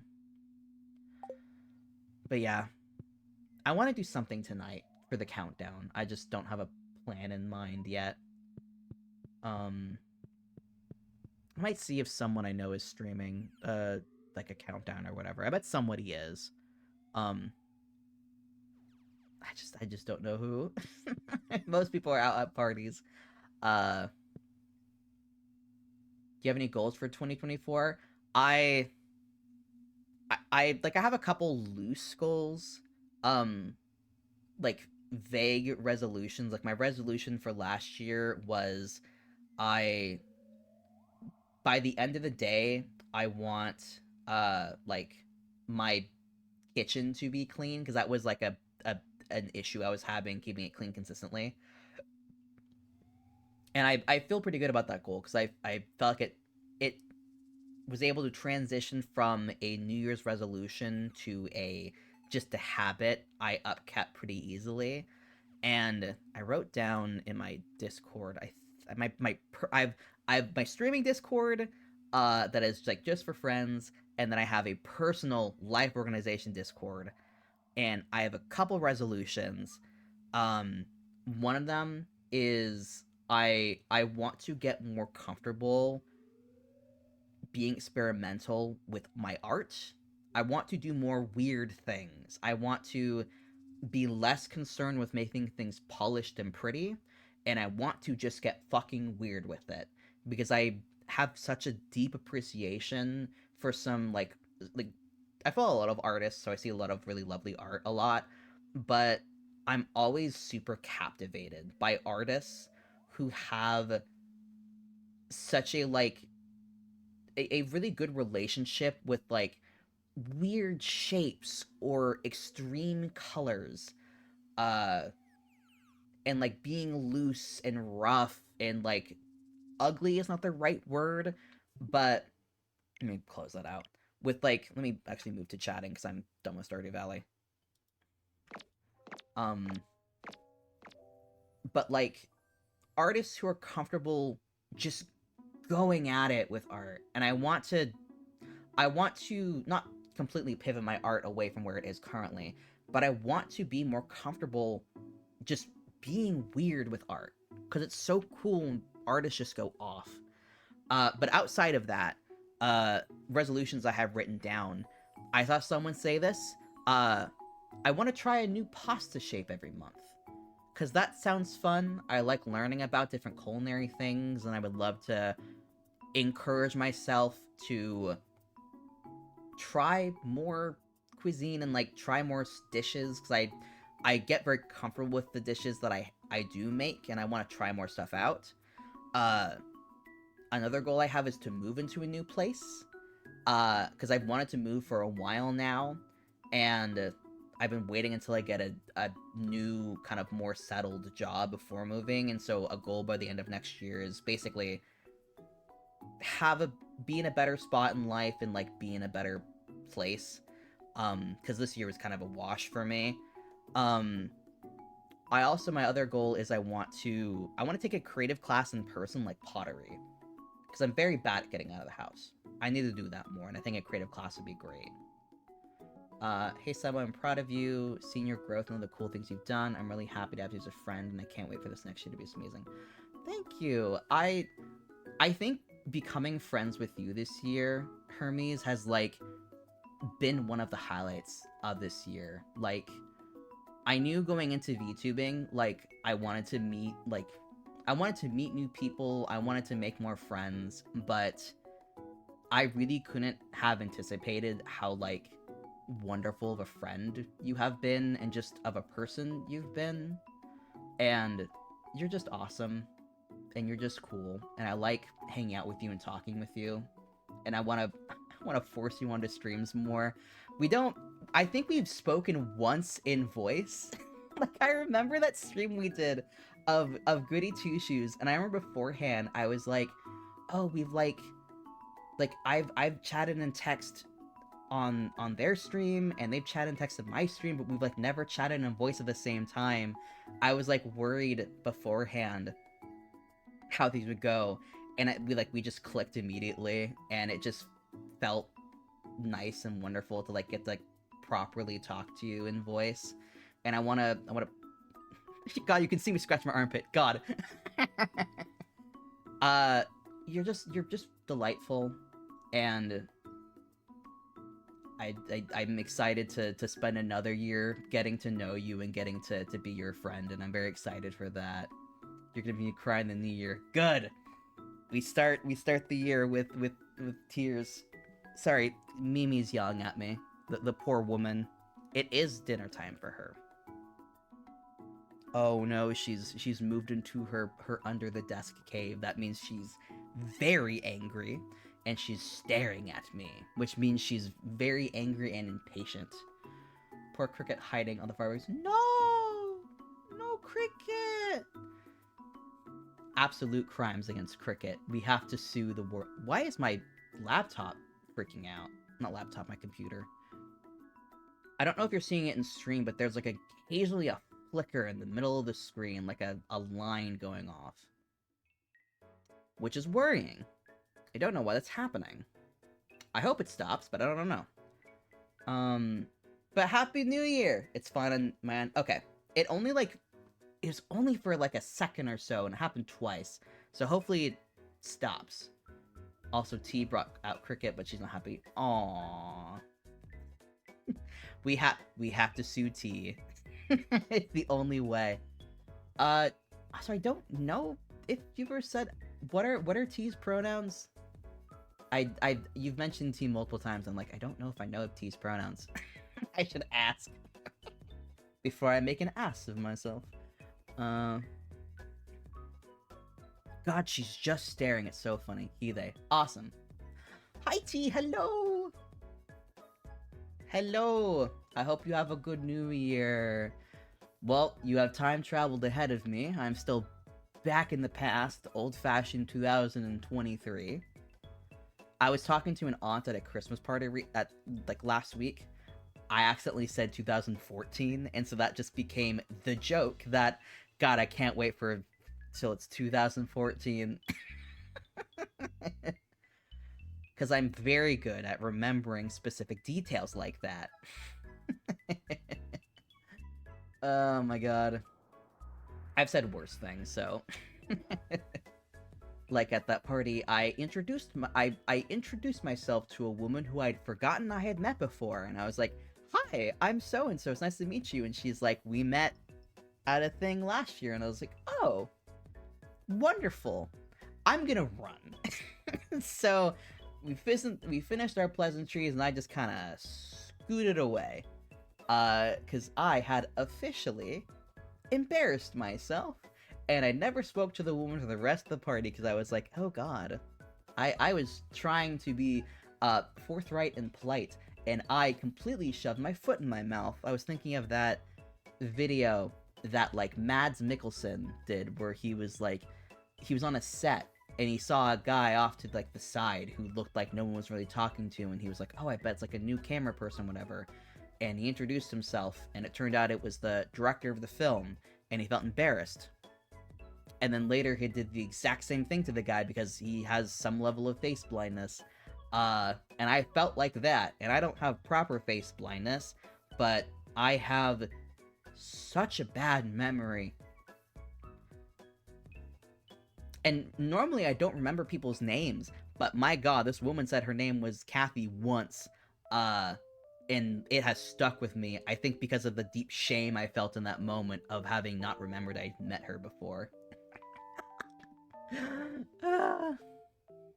But it is what it is. I think I've looked up what I probably have. It's a type of dysphagia or something, where like having issues with remembering like proper names and like titles and tags for things. Like I don't have memory issues in terms of like things that occur typically, but I have really like terrible memory for like names and specific words for things. Like that's where my memory problems are primarily, and I think it's a type of dysphagia, but it's mostly associated with like people who have had strokes, and I don't believe I've had a stroke unless something happened and I don't realize it.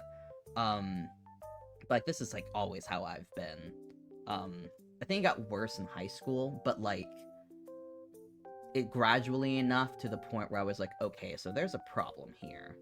And it probably has a name for it in the medical community, but from what I've Googled, it's not very frequent, and it's not well researched from what I've seen. And the most that I can really do is acknowledge that it's a problem and just pray. I have to live with it.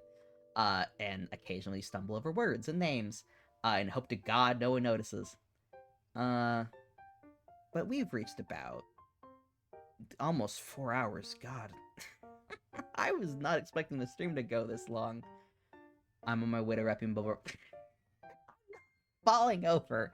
Granted, I'm not the most...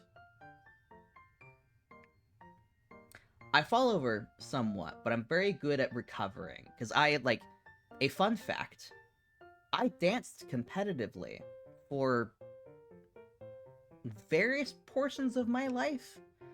I was never amazing at it, but I was always like the muscle, the like, I was very strong, and I was very willing to try shit. So I was like the experimenter of the group.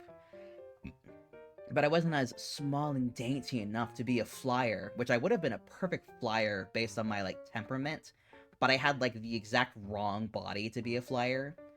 I can't say anything. I slammed my hand into a pig. Ow! Oh, God. I hope your hand's on ice. but I was always the person on the team where I was like a good base for any sort of tricks, and if coach wanted to experiment putting a move into a routine, myself or maybe one of the other performers would be the ones willing to try something out. And I was very good at, if I fell or, like, fucked up a move that resulted in me taking a tumble, I was very good at recovering or falling in a way that I wouldn't hurt myself, because I have also a background in gymnastics, which you fall constantly, or falling is part of what you're doing. So I was very good at figuring out how to protect myself. So I wasn't getting bruised a ton, but I was doing things that would look like I was about to get bruised. Then again, I also just will whack my arm on random things. I whacked my hand on a ceiling once, because my ceilings are very short. That hurt. You don't recover out of that. You just deal with it and die. Oh my god, it was I'm still mad that happened once. I used to have a habit where if I just felt a little too stiff, I would do a handstand. I can't do that in my apartment. I would smack my feet on the ceiling. And I don't want to explain why there's a foot-sized hole in my ceiling ever. I got a bruise today because I slammed the corner of 4 large coffee table books. Oh, ow. I one time accidentally, like, brushed my arm on, like, a corner of a wall. I got a massive bruise on my arm, and it didn't even hurt much, but the bruise was huge. And I was like, where the hell did that come from? And I remember brushing against the wall and was like, oh,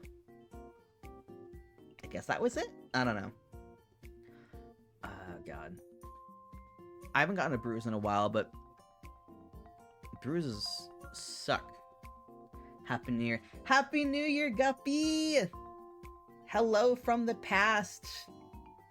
I hope 2024 is bright and sunshiny. Already. Even though it's, I guess, not the middle of the night. It's the beginning of the night. Popping to say I love you. I love you too. Thank you for stopping by. I'm actually going to wrap up stream, I think, probably right now. Let me see if anybody's streaming. Yes, we've started the sacrifices. Mimi has already been sacrificed to the gods. She's definitely not running around my apartment right now complaining about not getting her wet food, her supper, her dinner. She's definitely being patient. Definitely. Let me see who's streaming. Anybody I know. Let's see.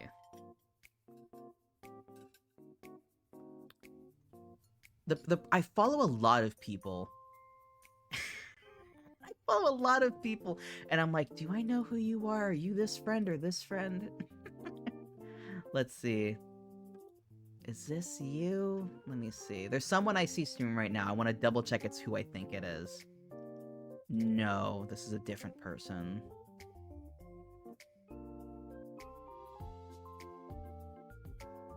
Oh, Mika Magica. Let me see.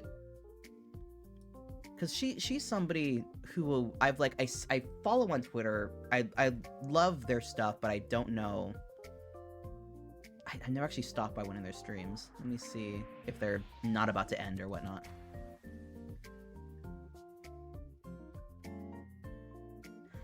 They're literally ending stream right now. Okay, we're not gonna jump over to her. If anybody has any recommendations, do let me know, as I'm trying to find somebody to raid right now. I'm not jumping to Shenpai. The problem with, like, following people who have, like, a lot of an audience is they choke up my follow channel section on Twitter. Not Twitter. Twitch. Let's see. I don't think you're ending. Okay, no, she's still streaming. Okay, we're good. Alright. We're good to jump over to Choku. We'll send you over to her. How do I do the raid thing again? Raid? Oh, I can spell raid correctly, maybe. I can. No, don't do the whole Twitch. Come on. Are we good? Fingers crossed. Yes. Okay. I'm sending you off to Choku. She's great. She's doing a New Year's Eve stream tonight with some friends. So y'all be polite. Y'all be kind.